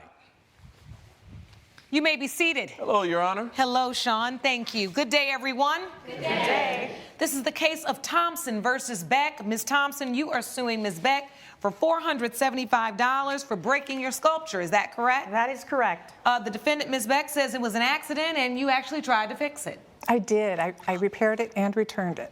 Oh, all right. Well, let me hear what the issue is. Ms. Thompson, why are you suing Ms. Beck for $475? Well, this is a very precious statue. It's one of a kind. It can't be replaced. I know the artist personally. I had a little art show at my house, which I do once in a while, and in my neighborhood. I thought I would give her an opportunity to attend. How do you know Ms. Beck? She's my next door neighbor, but she isn't actually very social. I know all my neighbors in my neighborhood. I've really never had the opportunity to spend any time with her. So this was a good opportunity. Exactly. To invite her over while others were there. All right. How does it get broken? Okay, to kind of paint a picture, I have a really large home, and it has a very large foyer. In fact, I do have a diagram showing my home I'd like to see entryway. it. Okay. Be careful of that statue, Sean. Yes. You bringing me that Please do. evidence. I don't want to get sued. Okay, you don't want to be up here next week. So as I was saying, unless you need a moment to review it. I'm looking at it right now. Very large foyer. It's almost as large as this room here. My kitchen is off to the left, and my living room off to the right. I had a bar centrally located between the two, and I had art pieces around the foyer. Okay. Okay. So the statue was placed, this statue here, on a pedestal that I purchased. It was a very expensive pedestal, very hardy, so that it wouldn't, it's not a flimsy, it was $800 itself. In fact, it was more valuable than this statue. Oh. Okay? Okay. Because this statue means a lot to me. I've personally known the artist since he was a child, and I wanted everyone else to be able to admire it, so I just kind of placed it centrally located there. Wait, can you please approach the plasma and tell me where you have art and art, but was that just two tables of art, or was Well, there's art also going art like hung on the wall? These are only there, the diagram, because they're placed on pedestals as well. So I had art on the wall, art on the wall, art on the wall, and then like the statue is on the pedestal. And the pedestal was even larger than the statue. So it wasn't just a tiny little. Okay. And so how did it get broken? You can step back over to the podium. Basically what happened is the party was actually going amazing. Everybody's enjoying themselves. They're going into the kitchen and having some hors d'oeuvres. They stop up at the bar. My neighbor here, that I don't know very well, she kind of hung out a lot right in front of the bar. So she was at the bar, I would say almost the entire night. And at some point during the evening, I just kind of felt like she was inebriated. And How many drinks did you have, or did you drink it all, Ms. Beck? I had one glass of wine, and that was it. I had just gotten a second glass. I hadn't even started it. 1 glass of wine. Okay, so you had a glass of wine. You were hanging out at the bar. Why? It was kind of a central place, or you just felt more comfortable? You know, as she pointed out, I'm not invited to a lot of events, so I was a little uncomfortable, and that was sort of the central place where people were gathering. And I was able to talk to a few people. Since I wasn't really a part of a group, I was just sort of talking to people as they came up. Right, it's a stationary place where when people come, they have a moment while they're waiting on their drink. Usually people talk. That sounds normal. How does the statue get broken, Ms. Thompson? Okay, so in my view of her just animated personality that, again, I don't know very well, I noticed that she was flailing around a lot as she doesn't spoke. seem to flail too much right now.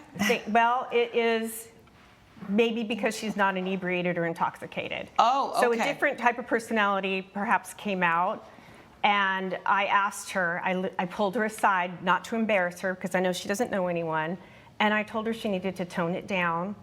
Coming up. What is a flail? Okay, like, I don't want to get too close to it and have it again, but it's sort of like, you know, just, I don't know. That doesn't seem like her personality at all. Well, again, you're not seeing her with too many drinks. And later. But once I did arrive there, I came to find out that she actually gave away the ticket that she said she was going to give to me to somebody else. We're back with a dispute between Sally Thompson and her neighbor Caroline Beck over a damaged sculpture.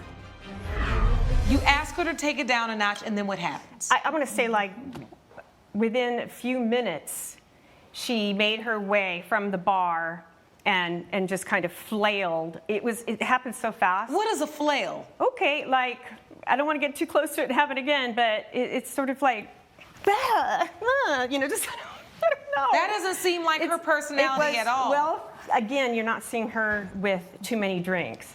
But she was very animated, and she was using her hands a lot. Like, sometimes I can do that. I'm doing it right now. My husband. I was about to say, now you look, you're flailing a little bit more than her. Yeah, I'm not flailing around hitting. Right. So what happens? She does that, and then what happens? Okay, so I went everywhere, and I just was in shock. We tried to pick up the pieces. So wait, she hit the statue. Right. And it broke onto the ground. It falls, it breaks, pieces are everywhere. What happens? Well, I get on my hands and knees to try to pick up all the pieces and put them up on the table, and I'm just look at her like, I can't believe you did that. And so, Ms. Beck, when you hit the statue, was it an accident, or was it because you were being irresponsible and flailing? What was going on? At that point, I was walking with some people and looking at the art. And I was not flailing about, but I was talking to people, and I was trying maybe, you know, to get in with some people who I don't know very well. So I might have been a little animated, but I was not flailing. And there were other people in there, and I guess I just accidentally bumped it, and it did fall off, and it broke. I want to say that it did not break, as you can see, into too many pieces. It was just like a couple of like basically a large piece. But I was embarrassed, I was mortified.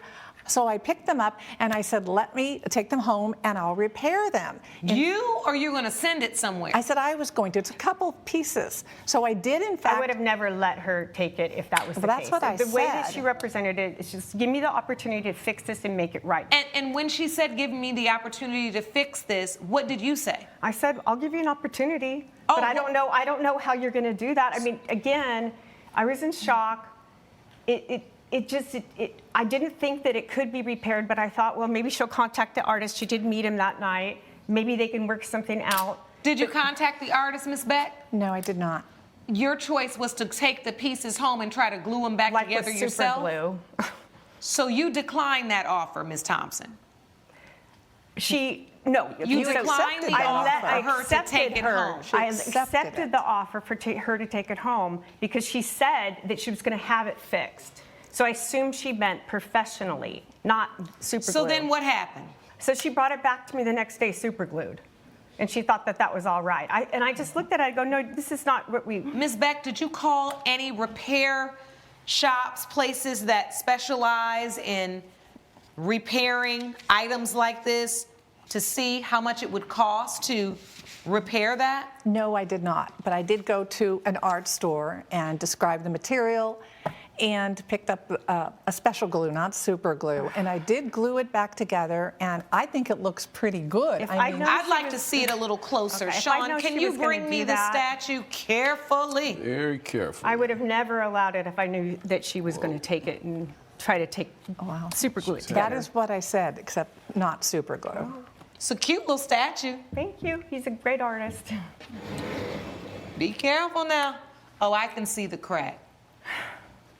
And so the $475 you're suing her for is the value That's of the value. The sculpture. Yeah, I'm not charging her or trying to, get back the... You're charging her the amount to replace it. Exactly. All right. I will say, for a person that doesn't fix art or, repair sculptures, you didn't do a terrible job with this super glue, but I do believe that a person who specializes in repairing these types of items could make, kind of the line and these definitive marks disappear as best they can. I do think under the circumstances, Ms. Beck, after you hit the item, you did immediately express regret and offer to fix it because you knocked it over.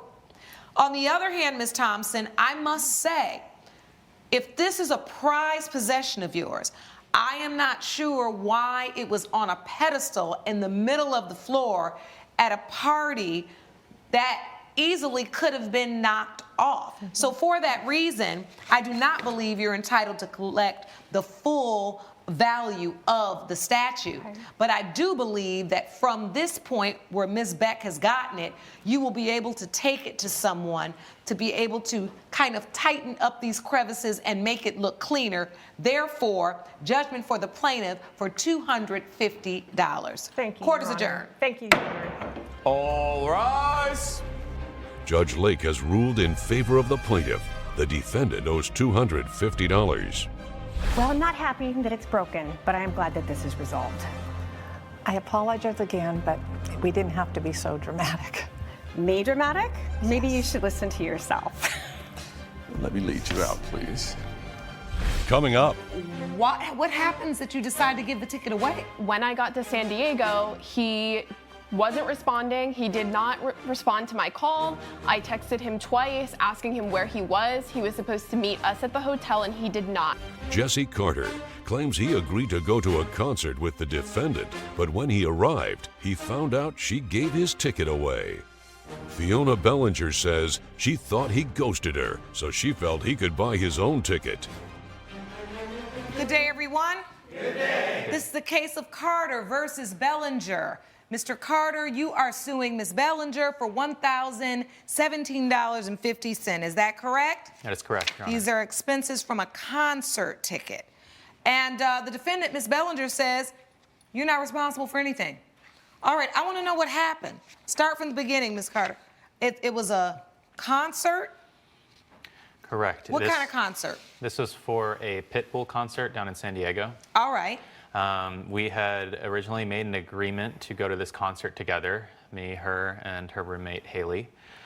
She had texted me asking if I would like a ticket. She had a spare ticket, and I agreed to that. And she was aware that I was going to be buying train tickets for my transport down to San Diego.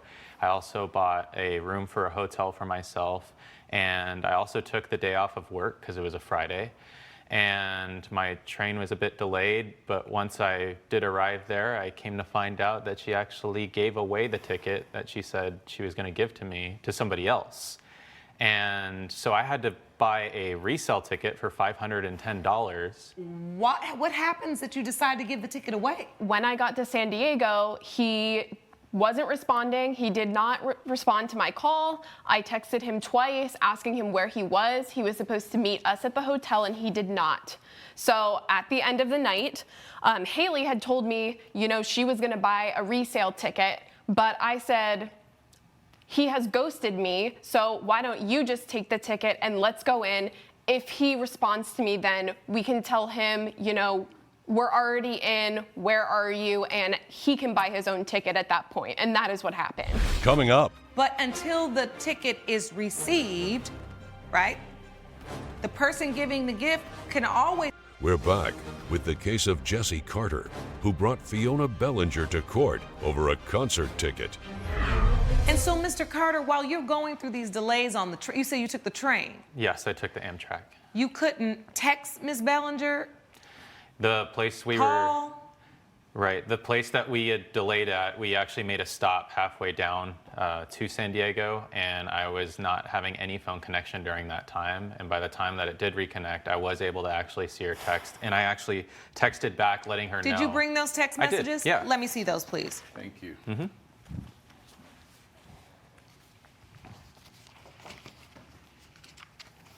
All right, so here's the invitation. So I see now from this text message exchange, Ms. Bellinger, you're saying, Jesse, where are you? Yes, Your Honor. Okay, seriously, a response would be nice about right now. Yes, that was when we were in the hotel waiting for him. Then he did say the train's running late. So this is the deal. Did this text conversation create a legally binding agreement between the both of you? Even if it did not, it was just you all talking on text. You want the ticket? Yeah. Now, technically, that could be a gift, right? That could be just like, I'm going to gift you this ticket, right? But until the ticket is received, right, the person giving the gift can always change their mind. Here's the twist.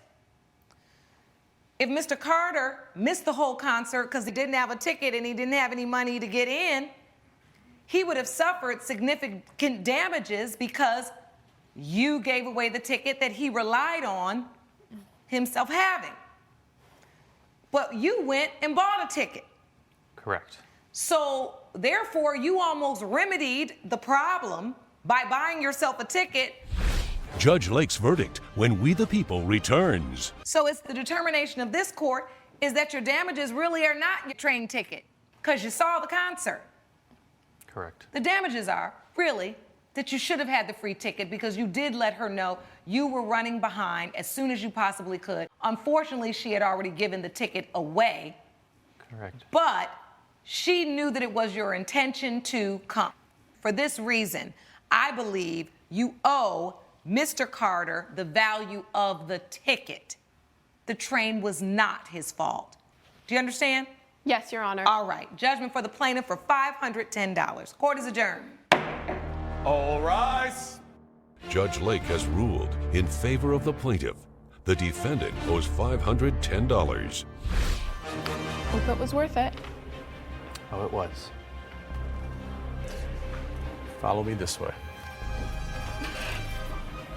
To your left. Jordan Lewis claims his ex-girlfriend wrecked his car while moving out after they broke up. Amber Davis says her ex treats his luxury SUV better than he does their unborn child. All rise. Court is now in session. The Honorable Judge Lauren Lake now presiding. Please be seated. Hello, Judge. Hello. Thank you, Sean. Good day, everyone. Good day. This is the case of Lewis versus Davis. Mr. Lewis, you are suing Ms. Davis for $3,000 for damage you say she caused to your car. Is that correct? Yes, ma'am. And Ms. Davis, you say that you already repaired the car. That is correct. All right. Well, let's get into the facts. Mr. Lewis, you had an accident with Ms. Davis. What happened to your car? So I loaned her the vehicle so that she could move out of the house that we were sharing. And she came back and the vehicle is not in the same condition that it was when I sent it off. Oh, so you were living together. Yes. And then what, you broke up? Yes, ma'am. All right, and so she was gonna move out of the house and you loaned her your car. Yes. You borrowed this car, Ms. Davis, that's true? Yes, ma'am. To move out of the house? I did. And then you had an accident? To be honest with you, I didn't have an accident, and I'm not really sure if I scratched his car or not. It's a 2006, and there were already scratches on the vehicle. Okay, well, regardless of what year it is and how many scratches, do you remember if you had an accident? No, I didn't have an accident, but it was just damaged. It was damaged. I parallel parked, it's possible that maybe I bumped the car behind me, but I don't remember that happening. But I took responsibility because he blamed it on me, and I've already gotten it detailed for him. Let me see the damage. Does anyone have a picture of the damage, please? Yes, we do, and I also have a receipt from where I've had it detailed. Okay, first let me see the damage, and Okay. I'll take that folder and I'll look at the damage first. So you let her borrow your car. You have a picture of what it looked like when it came back. There is a definitive scratch on the bumper. And I have, Your Honor, I have pictures of this car. I took some pictures in September. Like, this car is my baby, you know, like, I take care of it, I take it out, and I get it detailed, like, at least 3 times a year. I have here a picture of it that we can look at where it was in perfect condition. Your Honor, he keeps saying the car is his baby. This is his baby. No, it's not. This is exactly why I asked you for the paternity test. You said no, it's not, Mr. Lewis? No, Your Honor. This is exactly why I asked you for the paternity test. He wants to claim the car is his baby. That's all he's worried about. But I'm carrying his baby, and he keeps denying it. So is this why you all broke up? Well, we broke Yes. up. She wanted a baby and marriage, and like right now, I'm just not in the position to do that. She kept rushing me throughout It's the been years. 4.5 years, Your Honor. How is that a rush? So you've been dating 4.5 years. 4.5 years and living together for the majority of that time. So were you pregnant when you decided to move out of the house? Is that why you broke up? Yes, well, so we were already breaking up. So basically, Your Honor, I was moving out the house and we were breaking up at that time, but there was a lot that went into the breakup. But did you know you were pregnant when you? Yes, I told him that I was pregnant, and we ended the relationship the same day that I told him that I was pregnant. Now, I asked him to help me move out, but instead of helping me, he tossed me the keys to his car and told me to do it myself. All right, and you say when you tossed those keys to the car looked like this. It looked like your 2006 baby that you've taken care of. Yes, Your Honor. And when it came back, it looked like the before picture here. Yes. And then you say, Ms. Davis, you actually did go get the bumper fixed, and then it looked like the after picture. I did, yes. All right. And so I can still see scratches on the after picture. So is that what your issue is, Mr. Lewis? Yes, I took the car. I also have an estimate that I got from Range Rover. It said basically the integrity of the bumper is like compromised because you can't just patch it up or like put anything on top of it. You have to get entirely new bumpers because if something happens to the bumper now, it can fall off. Like Your you Honor, can't just he doesn't need an detail the bumper. He doesn't need an entirely new bumper. I need an entirely new bumper. If you look in my folder as well, I have an estimate of repairing that bumper. It's going to be $500 to repair it. So let not me ask you that. $3,000. Is that the repair that you already did, or is that an estimate to repair it from the place where you have it repaired? That's an addition. So I've already had it detailed, and that's the pictures that you see here. But then I went above and beyond, and I got an estimate because he kept complaining that it wasn't good enough. And I got an estimate for them to actually repair the bumper because he still thinks it's not good enough. $500 was that total, not $3,000. Coming up. I did a little bit of stumbling up on some messages that I probably shouldn't have seen. Oh, you stumbled up? You slipped on a banana peel and came up in there and came back down, and then your hand just accidentally did the code to her phone? We're back with the case of Jordan Lewis, who blames Amber Davis for damaging his car. Boy, I'll tell you, you come to the right courtroom with the right judge, because I know a little bit about used Range Rovers, because I have one. And the truth is, they are going to tell you you need to replace the whole bumper. That's exactly what Range Rover is going to tell you. And I'm looking at the damage right here, and I'm saying to myself, but there are alternatives, especially with a used car. If you're willing to use a company that isn't a licensed dealer, or I shouldn't say, a licensed Range Rover dealer. Like if you're willing to go to maybe a body shop that's able to do a good job painting that bumper. Did you ever think about that, considering that it is a 2006? No, Your Honor. Like I said, this car is my baby. I've taken good care of it since I got it. It is looks your like we just baby. put it off the line in 2006. The car is a basically. car, and it's a bumper. Bumpers are literally for bumping into things. That's why they put them on. You hear what I gotta deal with? Well, Ms. Davis,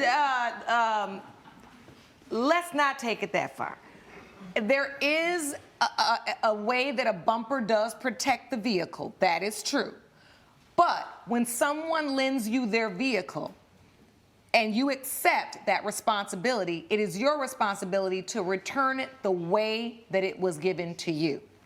I can see the difference. But what this court's opinion is there's got to be something in between $3,000 to put a brand new bumper on a 2006 car and the type of job that you had done. And it seems to me that the reason that you all aren't doing a great job at communicating and compromising on the bumper is because you've got another issue, which is the baby, that you all have yet to deal with. Our baby.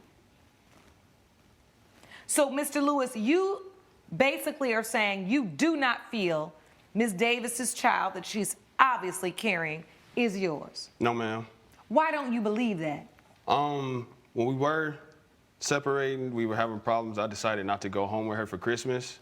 And I kind of I did a little bit of stumbling up on some messages that I probably shouldn't have seen. And Oh, you stumbled up?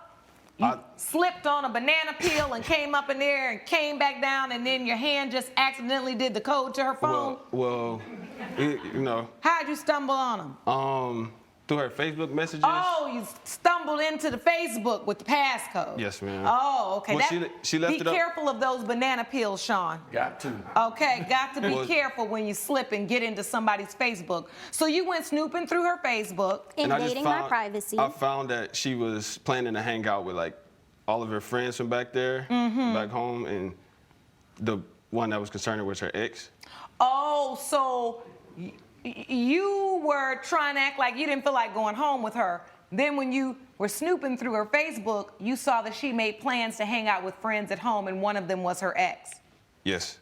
And so you believe she slept with that ex? Yes. Did you sleep with that ex, Ms. Davis? I did not. And Your Honor, that actually doesn't even matter if I had slept with him because I was already pregnant before I went home. What woman doesn't want to tell the person who made them pregnant that they're not, she didn't even tell me. A woman that's in the middle of She an didn't tell me argument over with the that holidays. person. Oh, you feel like that was shady that she didn't tell you? If she knew that I was the father, she would have been excited to tell me, right? No, I wasn't excited to tell you because you wanted to make everything an argument. Everything was about money with you. Everything was jealousy. Anytime another guy looked Everything my is about way, marriage you were with you. jealous. Yes, You well, want that's me to what you marry told me you you. wanted when we first You met. want me to have The day we kids. met, I'm not yes, ready to and have that's what you kids. said you wanted Okay, as well. let's get some order. Maybe that's why she didn't tell you, Mr. Lewis, is because she knew you would be upset because you had said previously and even testified to the fact that you didn't want any kids right now or that responsibility. And that's not my baby. This is your So, baby. hold on. So, Ms. Davis, did you make plans to hang out with your ex when you got home? I made plans to hang out with a group of friends. My ex was included in that group. Do you think that was responsible considering the fact that you were in a relationship? No, I wouldn't call it responsible, but it wasn't intentional. It wasn't malicious. I told her wasn't that if she looking to hangs out make with him, she jealous. can consider us done, all the way. And she I'm still a hung out grown with him. woman. You don't tell me So what by to the do. time you got back, it was over. It was over. And it was She time told me I for couldn't you tell her what to do. All right. So, okay. But Your Honor, that's not even the end of the story because the reality is, while I was with my parents for the holidays, he used that opportunity to cheat on me with his ex. And that's why he wants to make this about someone else because he actually cheated. Well, did you cheat, Mr. Lewis? We here now. At the time, we here now. We was you might as well go ahead and let it all hang out. We were on the break. We were on the break, and I was honest with her, but she had me scared. It wasn't a break. So She had me let me scared. tell you something. This is exactly why I have never been a snooper. Because when you looking for something, you're going to find it. We'll find it. And I mean, even if it's nothing, you're going to find it and think it's something. You're going to make it something. So you don't work your little self up, you in this Facebook, and you thought she was home with her ex. Your nerves were shot, and now you done ran out seeking counsel under the covers with somebody else. Coming up. I agree that you have every reason to feel like your car needs to be restored to the way that you gave it to her when she borrowed it. I think we have a larger issue at hand with respect to, is this or is this not your child? And luckily, this court can provide both of those answers. We're back with the case of Jordan Lewis, who blames Amber Davis for damaging his car. So you think she slept with somebody else, and then you slept with somebody else? No amount of denying this baby is going to change the fact that it's Do you yours. have any proof that she slept with anybody else, or was it just the fact that her ex was in a group of friends she hung out? And I'm going to be clear with you, Mr. Lewis. I agree with you. I don't need my, girlfriend or boyfriend hanging out with an ex. You know what I mean? I understand what you're saying. Like, that's not really how we handle that responsibly, especially if she didn't say, hey, I'm going to hang out with him. Are you all right with that? And you could have at least said how you felt. So I understand your position. What I want to understand is, do you have any proof that she slept with anybody else? No. So why are you just so adamant that that's not your baby? Because he's cheap. Like I said, she didn't. Because he's cheap. She didn't tell me that she was pregnant until after she came back home. Like, if she was excited to be pregnant and she knew I was the father, she should have told me responsibly so that I can make decisions. Would you have been excited to tell you the way you were treating me? If she would have said she was pregnant before she left, you would have been more inclined to say, I'm going to go on and go home with you. Yes. All right. Well, you know what? We got ourselves a fine mess going on right here. We worried about the bumper on a car, and she got a full bumper right here with a baby inside.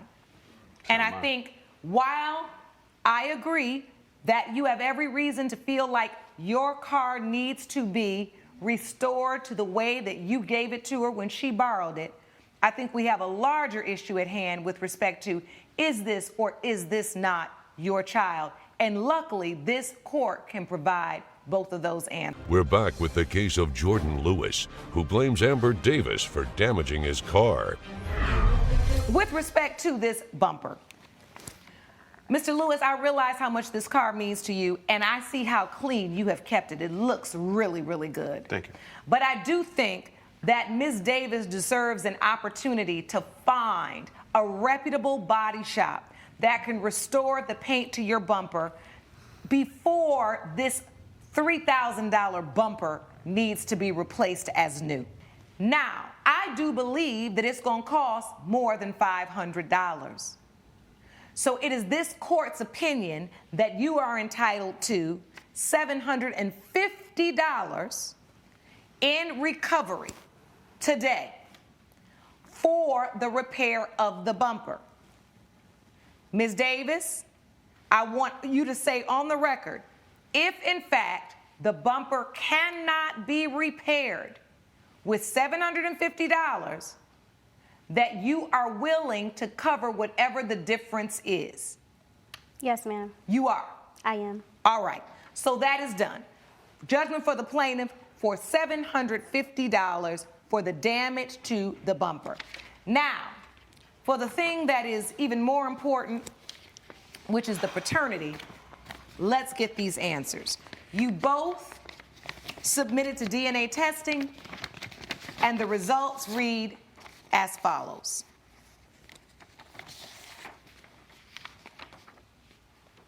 In the case of Lewis versus Davis, as it relates to the unborn baby that Ms. Davis is currently carrying, it has been determined by this court. Judge Lake's verdict when We the People returns. Mr. Lewis, you are the father. Told you. You are the father. You got a real baby now. Right here. Got a real baby now. I see that it really does mean something to you. Yeah, I did enjoy our time together. If the baby is mine, so I am gonna help take care of it, but I just don't really appreciate everything that was going on over the break. And you know what's wonderful? The baby's not going to appreciate his mom and his dad arguing about nonsense. Now, one thing we know, you know how to take care of something you love. We've seen that, but that's a car. Now, I want to see you do the same thing as it relates to your child. Are we clear? Yes, ma'am. All right.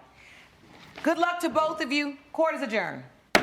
Judge Lake has ruled in favor of the plaintiff. The defendant owes $750. All this time I've been telling you this is your baby and you've been denying this baby this whole time in favor of a car. Now how do you feel? Knowing that this is in fact your kid. Who else's could it have even get been? my car fixed. Jose Ortiz claims his mom smashed his gaming system because he forgot to pick up his sister at school. Maritza Ortiz says her son's video game addiction is ruining his life. All rise.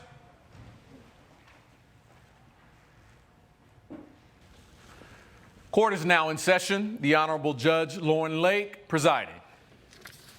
Please be seated. Good morning, Your Honor. Good morning. Good day, everyone. This is the case of Ortiz versus Ortiz. Mr. Ortiz, you are here suing your mother for $1,050. It's the value of a PlayStation you say she threw against the wall and broke when you guys got into an argument. Is that true? That's right, Your Honor. Explain what happened. You see, I like to play video games every day, and I soon hope to turn that ambition into a career. And she does not understand that this is something that I really want. She just does not understand. She smashes the one thing I love. So how did it get to the point where she smashed it? One little mistake, one tiny mistake of not picking up my little sister, and she goes off and destroys the one thing. Wait, that's a little mistake? Of course. You forgot to pick up your sister? I do it every week. So how did you forget? I was too busy chasing my dreams. I was too busy doing what I love the most. So you were supposed to go pick your little sister up from where? School? That's cheerleading practice, but I do that every week. Could she not do that? She doesn't even work that much. Okay, so you do it every week, and this time you forgot. Just once. So, Ms. Ortiz, did you break the video game? I did, and I would do it again in a heartbeat because I he bet is you would. throwing. I absolutely would. I have only ever wanted what's best for you. Oh, really? And you are Man. throwing away your life. So, I want to understand from you, as his mother, he forgot to pick up his sister. What were your instructions to him? Were you working? What happened? So first of all, that was the straw that broke the camel's back because Jose does not do anything around the house at all. That's not true. The only thing, he gets an allowance, and the only thing I ever ask him to do is pick up his sister from cheer practice. And I do that every week. On Tuesdays and Thursdays. But you didn't that one time. You left her stranded there. No, I did not. She had so many people to ask. She could have asked her mom's friend. Or... All right, Mr. Ortiz, let your mother speak. Go ahead, ma'am. Thank you. So he has one responsibility to pick up his sister on Tuesdays and Thursdays. Which I do. Because I work a double shift. He not only did not remember to pick her up, but when we came home, he was playing video games and didn't even care. I said, you left your sister, and he shrugged and went back to playing his video game. Did you just shrug, Mr. Ortiz? Well, I acknowledged what she said, but I just didn't think it was a big deal because I do it every week. She was just at school. Do you really think that's a big deal to you? Yes, it is, because cheerleading practice happens after school. And so after that's over, parents come and pick up the child, and the children who are left over, whose parents don't come, are left with the coach or the teacher, which is an inconvenience. Right, exactly. Hold on. The coach or the teacher then has to find out how are they going to get that child home.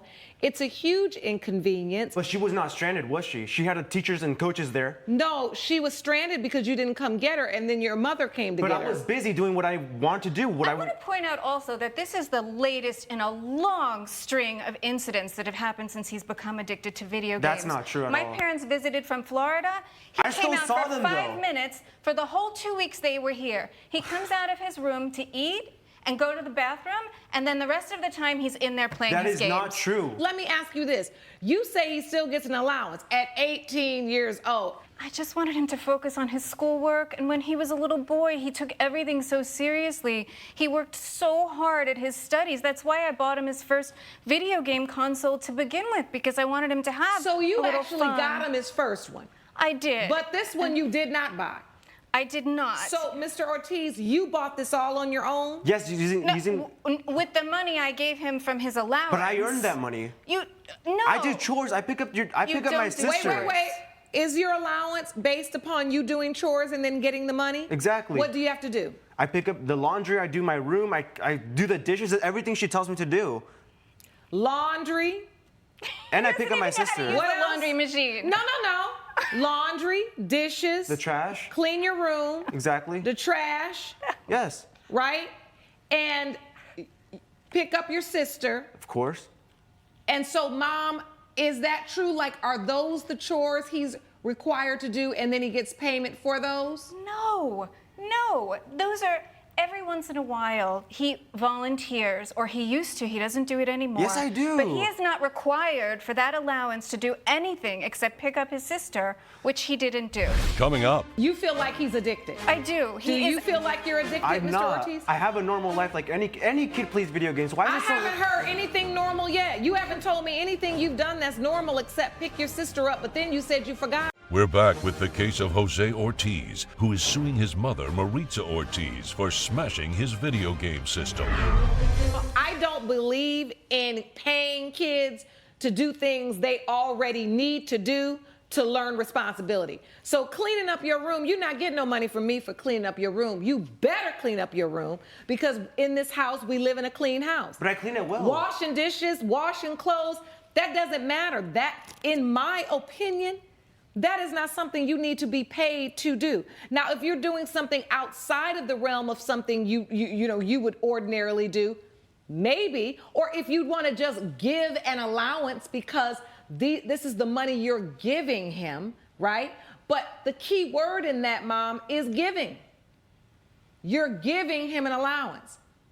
I thought maybe there was a condition to the allowance. You just admitted there are no real conditions. I just give him an allowance. So you give him allowance so that he has his own money, so that he can do the things he wants to do and not always have to ask you for money. He chose to save it up. Am I correct? That's correct. And then you for bought 11 months. For 11 months, I did that. 11 months, and you bought this game. Correct. All right. So at the end of the day, he used his allowance on what he wanted to, and you didn't object to it.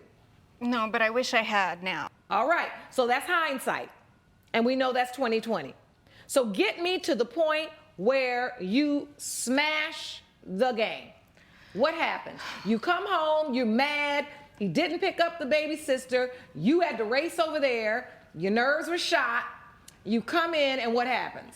So I come in and I ask him to look his sister in the eye and say why he forgot to pick her up.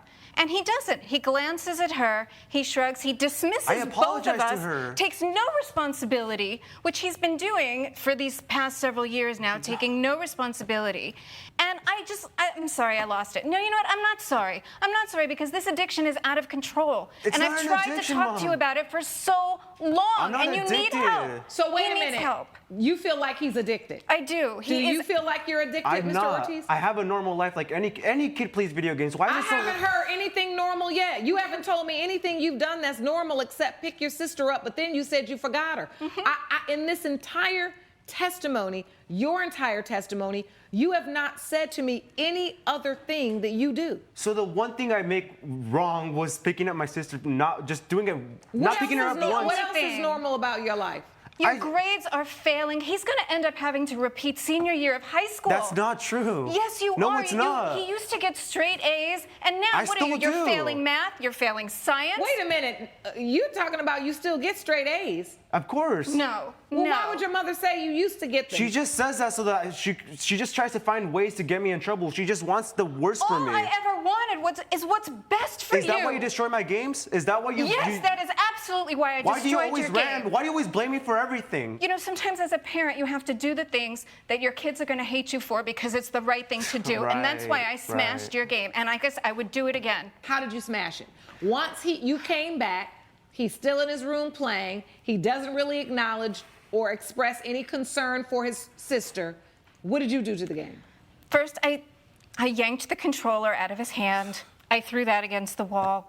And then I went over and I yanked the PlayStation out of the wall. Without any warning? But I threw it, but it wasn't anywhere near him, so he was not in danger of getting hurt. You damaged my wall, too. I turned. It's my wall. You don't pay for anything. It's my house. It's my wall. And I threw and it's my But I game cleaned your house, because too. it came from the allowance I gave you. But I earned that. Did you forget about that? I do the didn't earn it. chores. No, you didn't earn it. She just said you didn't have to earn it. I want to hear from your witness, though, ma'am. Please stand up, sir. State your name for the record.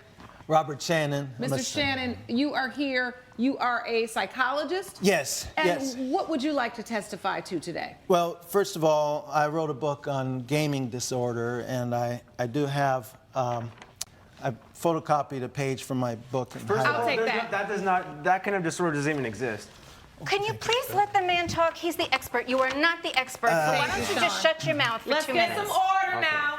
Okay, so from what I've gathered here, talking to the family, this is a clear case of gaming addiction. And Why do you say that, sir? Well, just looking at his behavior and his denial and how he'll spend hours into the night doing the gaming. And, you know, the definition of addiction is when it prevents you from doing other things, like you can't be part of the family, be part of the school, be part of anything else. It takes over, like many other addictions do. He gets angry when he can't play. That's he not starts true. fights with us. No, it's not. Yes, it is. What hasn't happened? Like, when hasn't it happened? Oh my God. But what they're not telling you... You sound just like my son. Oh my God. What they're not telling you is the reason I sent that copy over to you is often there's a deep void that needs to be filled, that can be filled by the gaming addiction. And what they haven't mentioned is the divorce that happened about 2 years ago, which is about the time that the gaming really increased for Jose. That's not true. You know that, right? And so, as I see it, now I haven't done a formal evaluation. I recommend not only counseling, I recommend court-ordered counseling for this gaming addiction. What? Coming up. Are you involved in any sports? I play sports on my games and stuff, but not No, physically. physical sports. Do you go outside? I mean, I go walking and stuff, but why are they both still so When do you go walking? Just to get to the kitchen and stuff, but...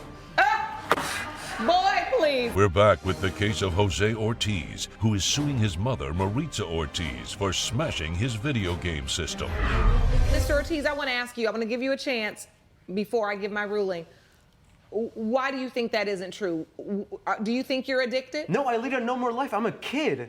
I play video games like any other person. Why You're would not a it... kid. You're 18. I don't Why know don't you start acting like it? I don't do anything wrong. I'm not doing drugs. I'm not hanging with the wrong people. Why are you both so against me? So let me ask you this. Are you involved in any sports? I play sports on my games and stuff, but not physically. No, physical sports. Do you go outside? I mean, I go walking and stuff, but why are they both still so against? When do you go walking? Just to get to the kitchen and stuff, but... Boy, please. I can tell you this, Mr. Ortiz. You gonna tell it. You walk from the kitchen to get something right, then go right back to your room to your game. Yes. Whether you are actually addicted, that will have to be under additional psychological evaluation. Mr. Shannon can only talk about what he's heard and give a recommendation. This is what I want to say to you. As parents, right? What your mother is trying to do is protect you from your own vices, right? There are things in your life that you don't see right now at 18, even though you are legally an adult. There are things in your life that you don't understand how they affect you right now and how they can affect you in the future. When I look at the life you just described, when I hear what you just said to me, that is an extremely isolated life. For an 18-year-old young man, for you not to be able to list off 5 additional things that you do besides video games, that's a problem. That is not healthy. Coming up. You need to be going off to college. Do you know where you're going to college? Lord have mercy. Okay, so you don't know where you're going to college. You don't know nothing about nothing. We're back with the case of Jose Ortiz, who is suing his mother, Maritza Ortiz, for smashing his video game system. It's not about the physical game. It is how you interact with it. When you can't get off of it, when all of your social interactions are through the game, that is problematic. And you've got to sometimes understand that your mother has your best interests at heart, because what does a mother want to do except see you thrive and see you succeed? And sometimes that means not giving you exactly what you want. Because in my house, I'm not your friend, I'm your mother.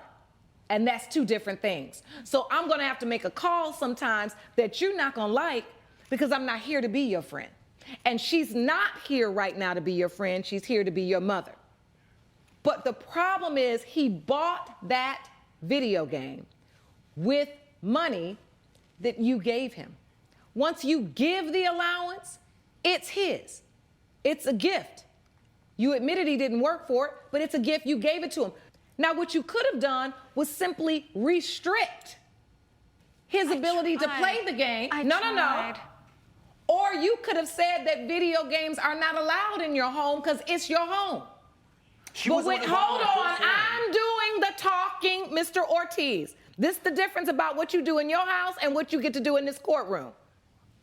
The problem is you need to set boundaries in your own home. You cannot destroy his property. But you could have told him it's not allowed up in my house. And then he just have to figure out where he gonna live and how he gonna pay for it. Since he's 18 anyway, you need to be going off to college. Do you know where you're going to college? Lord have mercy. Okay, so you don't know where you're going to college. You don't know nothing about nothing. Judge Lake's verdict when We the People returns. Your mother destroyed your property. And for that, I'm going to rule in your favor. It is the determination of this court in this moment is that your mother owes you $1,050 for the value of your game. Did you bring a receipt? But then he's just gonna buy another machine. Wait a minute. I cannot control what he buys. You have got to woman up and let him know what is allowed in your house and what is not. So if he goes out and buys another game, if you tell him you can't bring it in here, he can't bring it in here. But if he buys it, you cannot just destroy it because of your anger. Judgment for the plaintiff for $1,050. Court is adjourned. Mr. Ortiz, I advise you to get yourself together. I advise you to get yourself together. Because those video games, they're not going to do it. You too old to be living up in your mama's house with nothing else to do. All rise. Judge Lake has ruled in favor of the plaintiff. The defendant owes $1,050. Floyd Lipton claims he passed out cold after his foster mother refused to fix the air conditioner. Penn Winnett admits it was broken, but says there were more important bills to pay. All rise.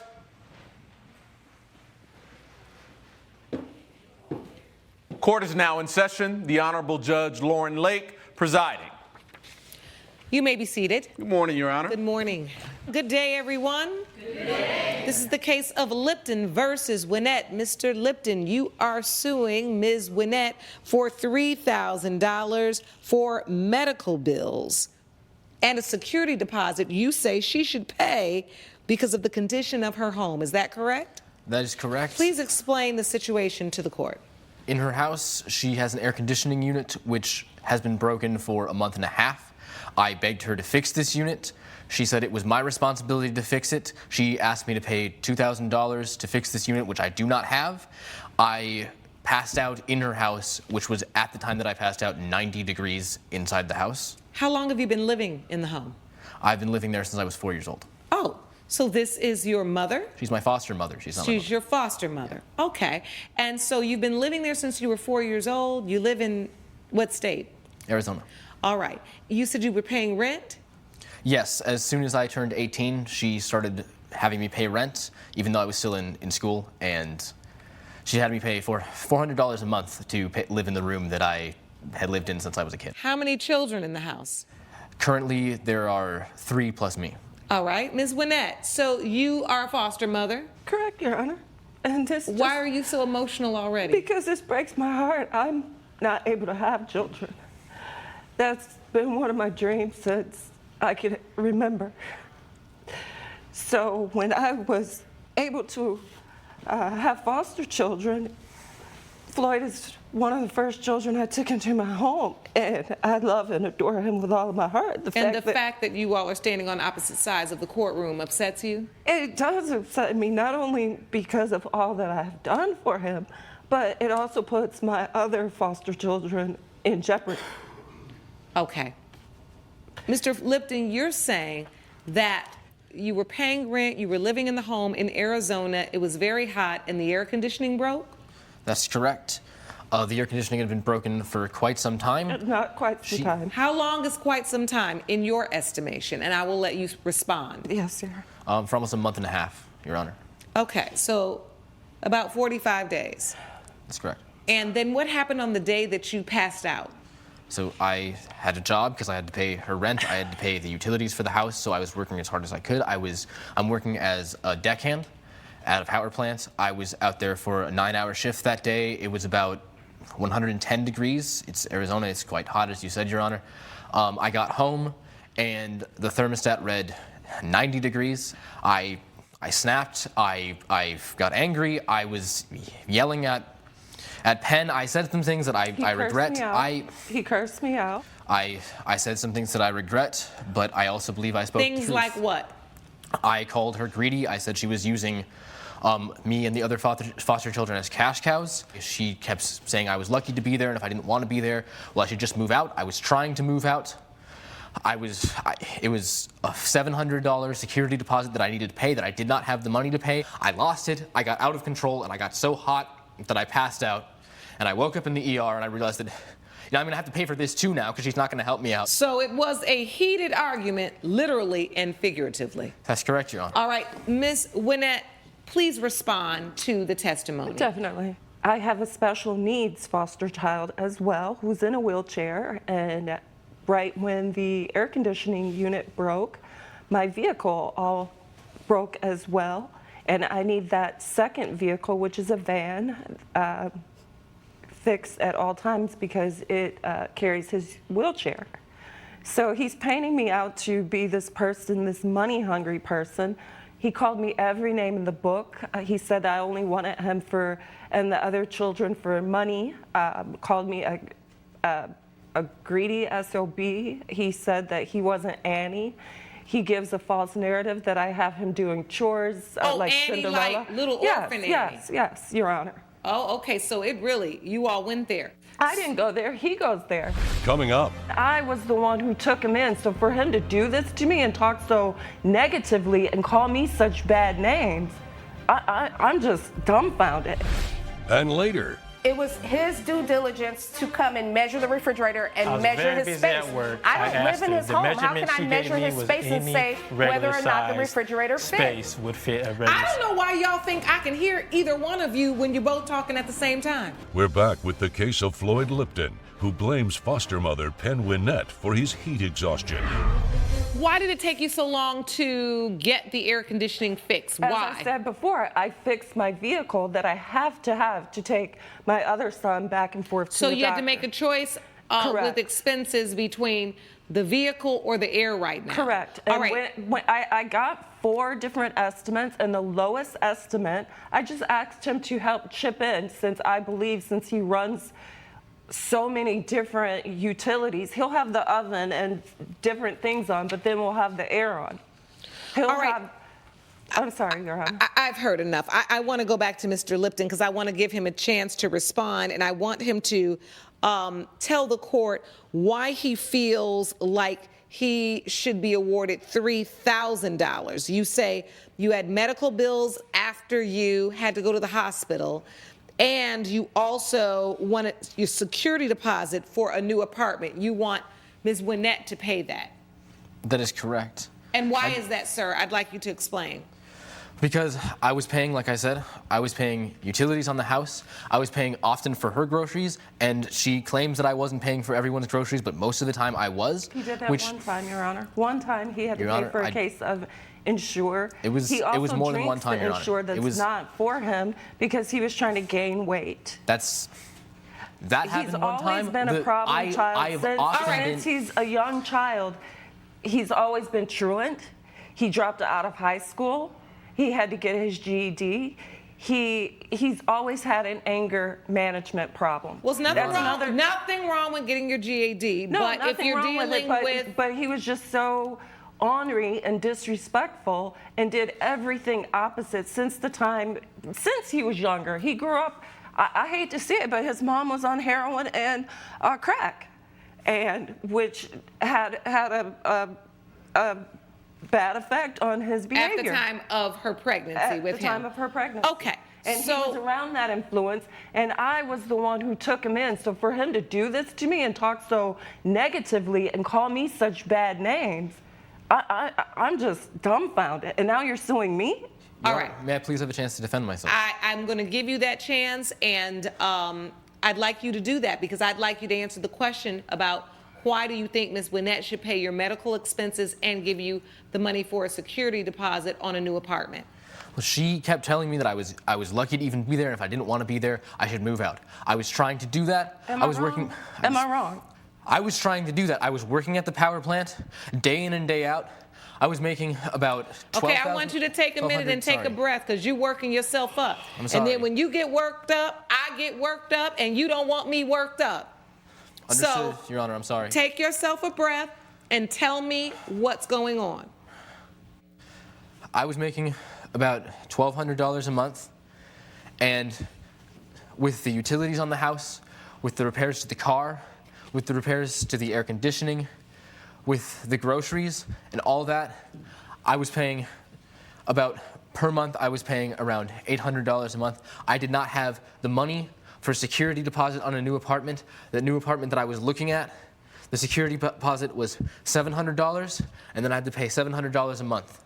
I did not have the money to pay that, to move out of the house that she was telling me that I needed. Hold on. I'm done.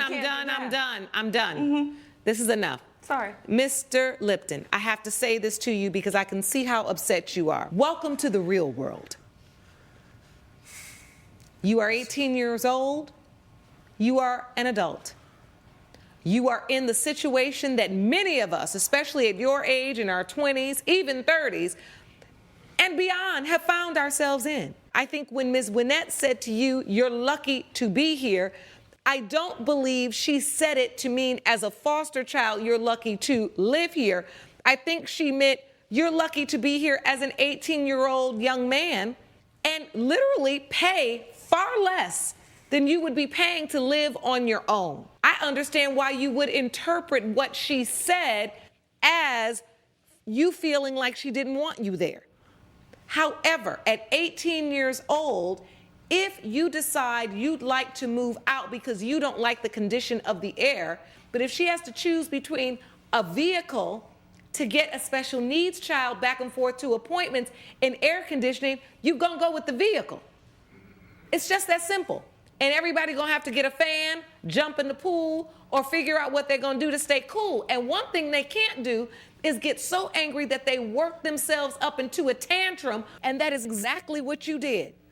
You worked yourself up and made yourself sick, and that is not her responsibility to pay your medical bills or get you an apartment and pay the security deposit. At 18 years old, you have to figure out how to budget your money, get a second job, or do what you need to do to be able to move on. Because the only way to make sure your living conditions are exactly what you want when you want it is to have your own place. Judgment for the defendant. Court is adjourned. Judge Lake has ruled in favor of the defendant. The plaintiff's case is dismissed. You got what you wanted. That's not what I wanted. I didn't want to be here. How am I gonna live now? Thanks, Mom. I can kick you out. Not yet. Coming up. And then do you go pick up the fridge? I picked this refrigerator up thinking it would fit. I mean, she led me to believe that it would fit. I was very busy at work. Let's talk about that. I never led him to believe anything. Corley Jenkins claims her ex-husband's friend backed out of a deal to buy a refrigerator she inherited. Mark Jackson claims the fridge was too big and he tried to give it back. Good day, everyone. Good day. This is the case of Jennings versus Jackson. Ms. Jennings, you are suing Mr. Jackson, I should say, for $750 for the remaining costs owed on a refrigerator you sold him. Is that correct? Correct, Your Honor. All right. Tell the court what happened. A couple of months ago, my ex-husband passed and left me and inherited some items. Some were new, some were used. And so I had extra items about the house. The defendant is good friends with my ex-husband who recently passed away. I reached out to him to see if, he could use some of the extra items that I had inherited. If he wanted to buy some before I placed them on an online site for sale. And he said he needed a refrigerator and some other things. And I said, hey, I have a refrigerator that was left to me and I'd be willing to sell it to you. He let me know that he was going to rent a truck and come and pick up the refrigerator, which he did. So I thought everything was fine at the time of... What did you agree on would be the price? We agreed that he would pay me $1,250 for the refrigerator, which was originally purchased at $2,300. Mr. Jackson, did you agree to purchase the refrigerator for $1,250? Your Honor, I agreed and I made 2 payments of $250. She received $500, All right, adequate so money. she received $500 of the dollars. Do you have a contract or text exchange or email exchange? We spoke via text mostly. Where are the text messages? Your Honor, I have 2 text messages. Let me see that, please. Oh. Coming up. Now, Mr. Jackson, before you went to pick up this refrigerator and agreed to purchase this refrigerator, did you take measurements of the... No! That's a yes or no question. We're back with a dispute between Corley Jennings and Mark Jackson over the cost of a refrigerator. And then do you go pick up the fridge? I picked this refrigerator up thinking it would fit. I mean, she led me to believe that it would fit. I was very Your busy Honor, at work. Let's that's talk a about lie. that. I never led him to believe anything. So, Mr. Jackson, you've never seen the fridge that you were going to purchase? This is the reason why we had a picture taken. I'd like to see the picture. From the picture, I've seen from the picture that, you know, this may not fit. So I asked her the measurements. The measurement she gave me was Your Honor, I never gave him any measurements. I explained to him that it was his due diligence to come and measure the refrigerator and measure his space. I don't live in his home. How can I measure his space and say whether or not the refrigerator space would fit a regular? I don't know why y'all think I can hear either one of you when you're both talking at the same time. I'm going to ask Mr. Jackson a question. Now, Mr. Jackson, before you went to pick up this refrigerator and agreed to purchase this refrigerator, did you take measurements of the... No! That's a yes or no question. She said No. That's a yes or no. Did you take measurements? The space that I have is a standard size. Did you measure it? I did not measure. I didn't have anything. I am so glad you answered that question because you had one more time and I was going to have Sean escort you right out of here because you're not going to worry me today. Judge Lake's verdict when We the People returns. Mr. Jackson, do you have a text or an email that shows this court that Ms. Jennings said to you that this is a standard size refrigerator and I know it's going to fit? I do not. Thank you. So, Ms. Jennings, did he ask you for the measurements? No, Your Honor. I gave you the text message, a copy of the text message. That's all that happened. So that's all you have. The dimensions listed are that it's about 30 to 36 inches wide, 6.5 to 7 feet tall, and 29 to 35 inches deep. When you discovered the fridge didn't fit, what did you do? I tried to give it back to her. She would not take it back. So where's the refrigerator now? Well, I had to sell it. I had to do something with it. How much did you sell it for? I sold it for $1,500. Oh, so you outpaid her $500. You sold the refrigerator for $1,500. That's a $250 profit.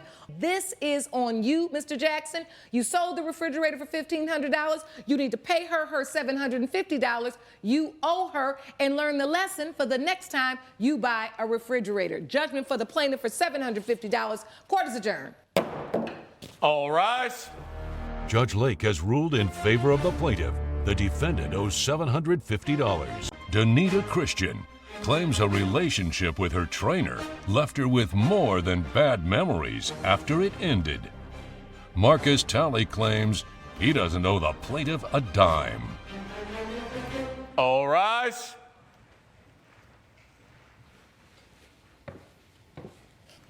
Court is now in session. The Honorable Judge Lauren Lake presiding. Please be seated. Good morning, Your Honor. Thank you. Good morning. Good day, everyone. Good day. This is the case of Christian versus Talley. Ms. Christian, you are suing Mr. Talley for $4,600. They're for missed training sessions and lost wages because you claim to have contracted an STD from him. Yes, Your Honor. All right, well, explain. So this is a previous partner of mine. through whom I undoubtedly, based on the testing dates, which I brought in here, contracted chlamydia through, and then I was not able to be on an adult film shoot. That's my main source of income. So because I tested positive before that shoot, I lost $4,000. I met him because he was my trainer at the gym, and after I told him that he had given me chlamydia, he ghosted me. He stopped responding to my texts and emails. He cleared out from the gym when I would come. Wait a minute, you said it was your trainer at the gym, but it was obviously more than that. So he would train me, and then he would ask me out to lunch. I wouldn't ask her out to lunch. It was breakfast. It was the last session that I had in the morning, and we would go out. I asked her to be one of my clients in the beginning, just because I noticed that she did some work. She had a good following on her Instagram. I thought it would be good to promote my business that way. Oh, so you really saw her at the gym and was like, she's got a lot of followers. I'm gonna try to train her. No, so a friend of mine, like the other trainers at the gym, they're like, oh yeah, like you should go talk to the clients, because that's what we do at the gym when we see people come in. We just kind of go build rapport with them, talk to them, communicate with them. But that just comes into play later on down the road with the whole follower situation. I just wanted to train her to see if she wanted to do some more training sessions. And All right, and she said yes. Yeah, she said yes. Did she buy a training package? She did. How many training sessions? She bought a month's worth for about 12 of them for $50 per training session. 12 I was sessions about for to $50. say, what kind of gym y'all 12 running? training sessions for $50, Your Honor. So $600. Correct. All right. How many training sessions did you go to before you all decided to take this relationship further? Of the package that he's referring to, the $600, none. So he owes me the whole amount. I was training with him beforehand. I've known him for a couple months. I just want to be clear that, just because of what I do for a living, this was my personal life, and I actually was not intimate with him despite dating and spending a lot of time together for 3 months after meeting, and we slept together one time. One time. And I could show you the dates. We were away for the weekend, and that's how I contracted chlamydia. Okay, so tell me the dates. In between 12/3, the negative test date, and 12/7, well, 12/6 is when I tested, and then I received my positive result on the 7th. Were you having unprotected sex with any other person besides Mr. Talley? No. And we had... Where you weren't in a relationship with No. anybody else? No. Okay. All right, Mr. Talley, how do you respond to that?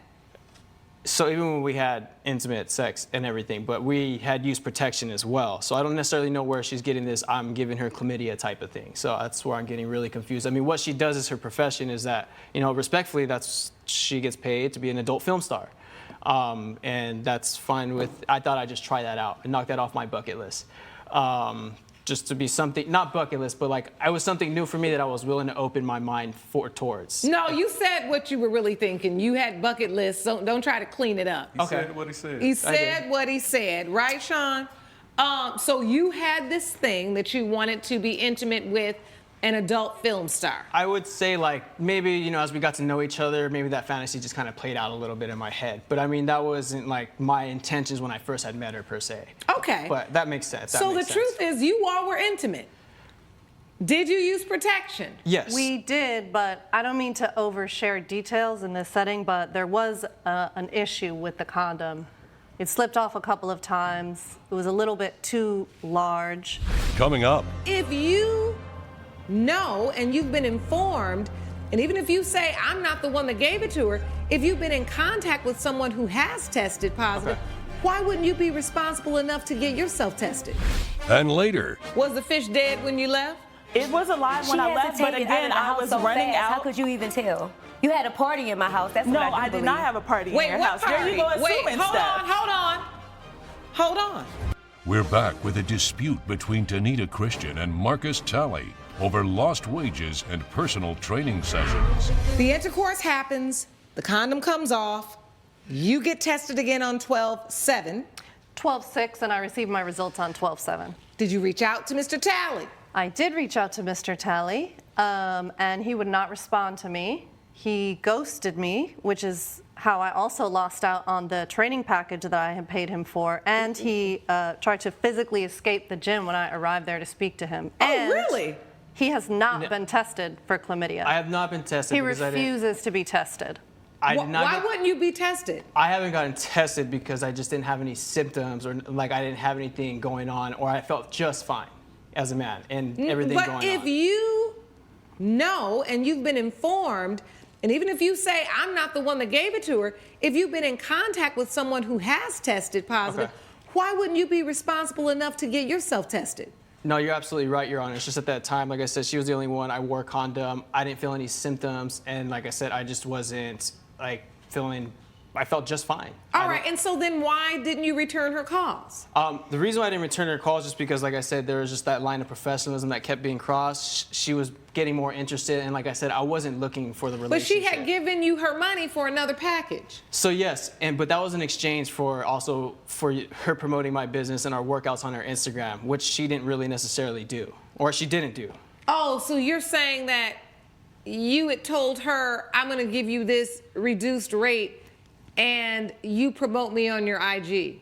Yes. But she never did it. And she didn't. No, she did not. And So what, you felt like you were going to keep that $600? no, so I didn't keep the whole thing. There was just a certain amount that needed to be arranged going back and forth with that. But that was, What needed to be arranged? well, in regards to the payment, so because I kept asking her to post, and she was kept instigating on like going out again, not past just the personal training and the business side of things. She wanted to keep hanging out and work out, and I can give you the text messages for. Please do, because Okay. I know. Yeah. Please, here you go. It's me too. Yeah. Yeah. So I'm in the white right there. So. Okay, Mr. Talley. So you say, hey, can you post today? Exactly. She says, I'll get to it. You want to go to the movies? Okay, so you're saying she's changing the subject. Correct. Or maybe she's just already been dating you for 90 days, so it's like, I'll post, but you want to go to the movies. I would say it's getting to No, know. I want you to post, you say. And I'll see you at our workout tomorrow. Yes. And you say, you don't have to be so short. I'm not being short. I'm talking about my business. You're getting a discount for exposure. I'm just asking that you hold up your end. Do you remember negotiating for this discounted rate? Yes, For that is posting? true. I posted twice for my trainer on my Instagram. You did? Yes. And was there a designated amount of posts that you were supposed to do for the money you were paying? No, there was an agreement that I would refer other trainees to him, you know, that I would make him visible on my Instagram, and I did. None of that happened though. All right. Did you ever talk to her about her contracting the STD? Did you ever communicate with her after she was trying to call you? We just had communicated briefly about these personal training packages, but after that, I just wanted to leave it alone because, I mean, she's always with a bunch of guys posting on her Instagram, and for her to just accuse me of me giving her chlamydia when I'm not the only one that she's always with, that's what just really threw me off. Who is she with? Just other guys that she hung out with. I mean, her other friends, her other stars that she likes to work with. I mean, that's just. Well, at work, they're in a very controlled environment. Yes. Producing. So what? Well, no, what I mean is like I'm not the only one that's getting posted on her Instagram. She's also with her other male friends. I don't know anything. Oh, that so they have you going think on. you're one of many? You think she was I sleeping believe with so. other people? I mean, yes, I do. I Your can't Honor- say that it's just me per se. I mean, it's what she does for work, and she just needs to put in her runs. Okay, I've heard enough. Because what you said right there, it don't make any sense. Because if Okay. you really thought she was sleeping with a whole bunch of people, when she told you she had contracted an STD, you would have run your little behind somewhere to somebody's clinic and got tested. Because if you think she's sleeping everywhere, then you could think that you really had something. Okay. But it sounds like to me, if anybody was sleeping around, it really was you. Because when she called you about the positive test, you ghosted her. And you ghosted her with her $600. Then you say she never posted. She says she did post twice. So that's another conflict in your testimony. I don't believe nothing you're saying, Mr. Talley. I really don't. It has been determined by this court, judgment for the plaintiff, Miss Christian, for $4,600 because you knew her profession and you knew that she would miss work because of it. Got it. But I mean, there's no proof that I gave her. I mean, I'm just really confused on like where does this show that I gave her that chlamydia per se? Like There is no direct proof that you gave it to her. What the proof is that you are the only person in this scenario acting like you don't have credibility. Judgment for the plaintiff, $4,600. Court is adjourned. All rise. Judge Lake has ruled in favor of the plaintiff. The defendant owes $4,600. I really thought you were going to come in here and make a fool out of me. Absolutely not. Yes, you did. I guess it's time to get tested and find out the truth. I guess so. I guess so. I'm going to tell the other girls at the gym. That's perfectly fine. My business was just fine beforehand. Yeah, okay. Okay. You may now exit the courtroom. Coming up. I want to hear about the party. I believe that she had a party in my house because when I got home from vacation, I walk into my house and see a stain on my floor. Now you just my lying. vase broken. Now and you my just fish lying. floating at the top of my fish tank. Like what? What? Girl, what? Keisha Glasper claims her cousin left a trail of destruction while house sitting, including the death of her pet fish. Tamika Spears says the fish was alive and well when she left her cousin's house. Good day, everyone. Good day. This is the case of Glasper versus Spears. Miss Glasper, you are suing Miss Spears for $1,000. Yes. For damage you say she caused to your home, your property, and unfortunately, you say she killed your fish. Yes, ma'am. It was a stain on my carpet in my vase and my pet fish. All right, and this is your family member. This is my cousin. Explain to the court what happened. Well, I went on vacation with my boyfriend to Luma, Mexico, and I needed somebody to watch my fish for me.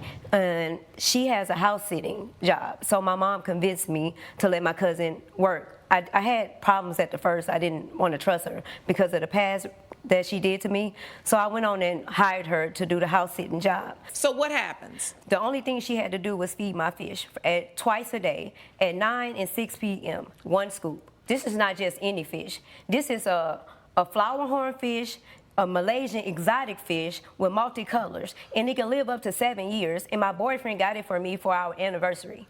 Okay, so this was very special, and it was an expensive fish. Yes, it was $500. So, Ms. Spears, I want to hear from you. Were you negligent with the fish? I was not negligent, Your Honor. Like she said, she gave me the times 9 a.m. and 6 p.m., one scoop each. I fed her fish. I even set an alarm. Was the fish dead when you left? It was alive when I left, but again, I was running out. How could you even tell? You had a party in my house. That's what I do No, I did not have a party in your house. Party? There you go assuming stuff. Hold on. I want to hear about the party. I believe that she had a party in my house because when I got home from vacation, I walk into my house and see a stain on my floor. Now you just my lying. vase broken. Now and you my just fish lying. floating at the top of my fish tank. Like what? What? Girl, what? Coming up. I want to hear from you what was happening in her home while she was gone. So these things are broken, there's stains, and her pet is dead. We're back with cousins Keisha Glasper and Tamika Spears, who are arguing over property damage and a dead pet fish. Tell me about the property damage. What kind of stain was on your carpet? It was some type of stain. She said she weighs curry chicken, but I'm not sure. It looked like something else. So it was like a yellow stain? Let me see your evidence. Pass me all your evidence too, please, and we can walk through it. I see you got a folder full. Here you go, Your Honor. Yes, let's see what we have here. I want to hear from you what was happening in her home while she was gone. So these things are broken, there's stains, and her pet is dead. Okay, so as far as the fish, I fed the fish. Unless you're going to do an autopsy on the fish to see what caused its death, okay, you need so to move listen, on. You say you fed the fish twice a day, 9 a.m. and 6 p.m. What about this vase? What happened to that? So I was eating some curry chicken, and it was so good, and I was already in a good mood, and so I just stood up and I did a little dance because the food was good. And I accidentally... So you dancing around my living room So with some where did you curry expect me to chicken? dance? On your bed? No, On sit in your the bed? kitchen and eat like a regular person at a damn table. When you got back and you saw all of this, what was her response? When I got there, she rushed out immediately. I'm saying Tamika, she's just gone out the door. And then that's when when she's gone, I look over there, that's when I see my fish floating. Then I text her. These are the text messages you submitted to the court. And she wasn't, it didn't seem like she didn't even care. Where you say you killed Riri and you couldn't even tell me face to face. You always screw me, call me back. Hello, she wasn't answering. Riri was fine when I left. Sure, that's why you rushed out of here. I'm sorry Riri is dead. It's not my fault. Whatever. And then you're talking about the stain in your carpet. She's not answering. Then you say, did you have people in my house? No, I was going to tell you yesterday, but you blame me for Riri. Judge Lake's verdict when We the People returns. So after listening to the evidence, it has been determined by this court that I'm really in favor of the plaintiff for the $1,000. I think you need to begin to accept responsibility for your mistakes. Even though there are accidents that happen, you have to be willing to remedy those accidents. The first thing you should have said is, I'm going to get your carpet clean. I'm going to get you a new vase, right? Now, the only thing, Ms. Glasper, you did not present is the evidence of how much you paid for the vase and how much the carpet cleaning is going to be. But I do feel the amount, in light of the cost of the fish, is reasonable, and I'm going to award you that. Thank you, Your Honor. Next time you come to court, you have receipts for every single thing you want to be reimbursed for. Do you understand? Yes, ma'am. All right. Court is adjourned. Judge Lake has ruled in favor of the plaintiff. The defendant owes $1,000. On second thoughts, if we want, we can talk this over. I mean, you know, I'll meet you at the beach or something. Yeah, sure. You can't come to my house right now because I'm too busy trying to get my stuff together. But yeah, thank you. You may now exit the courtroom, please.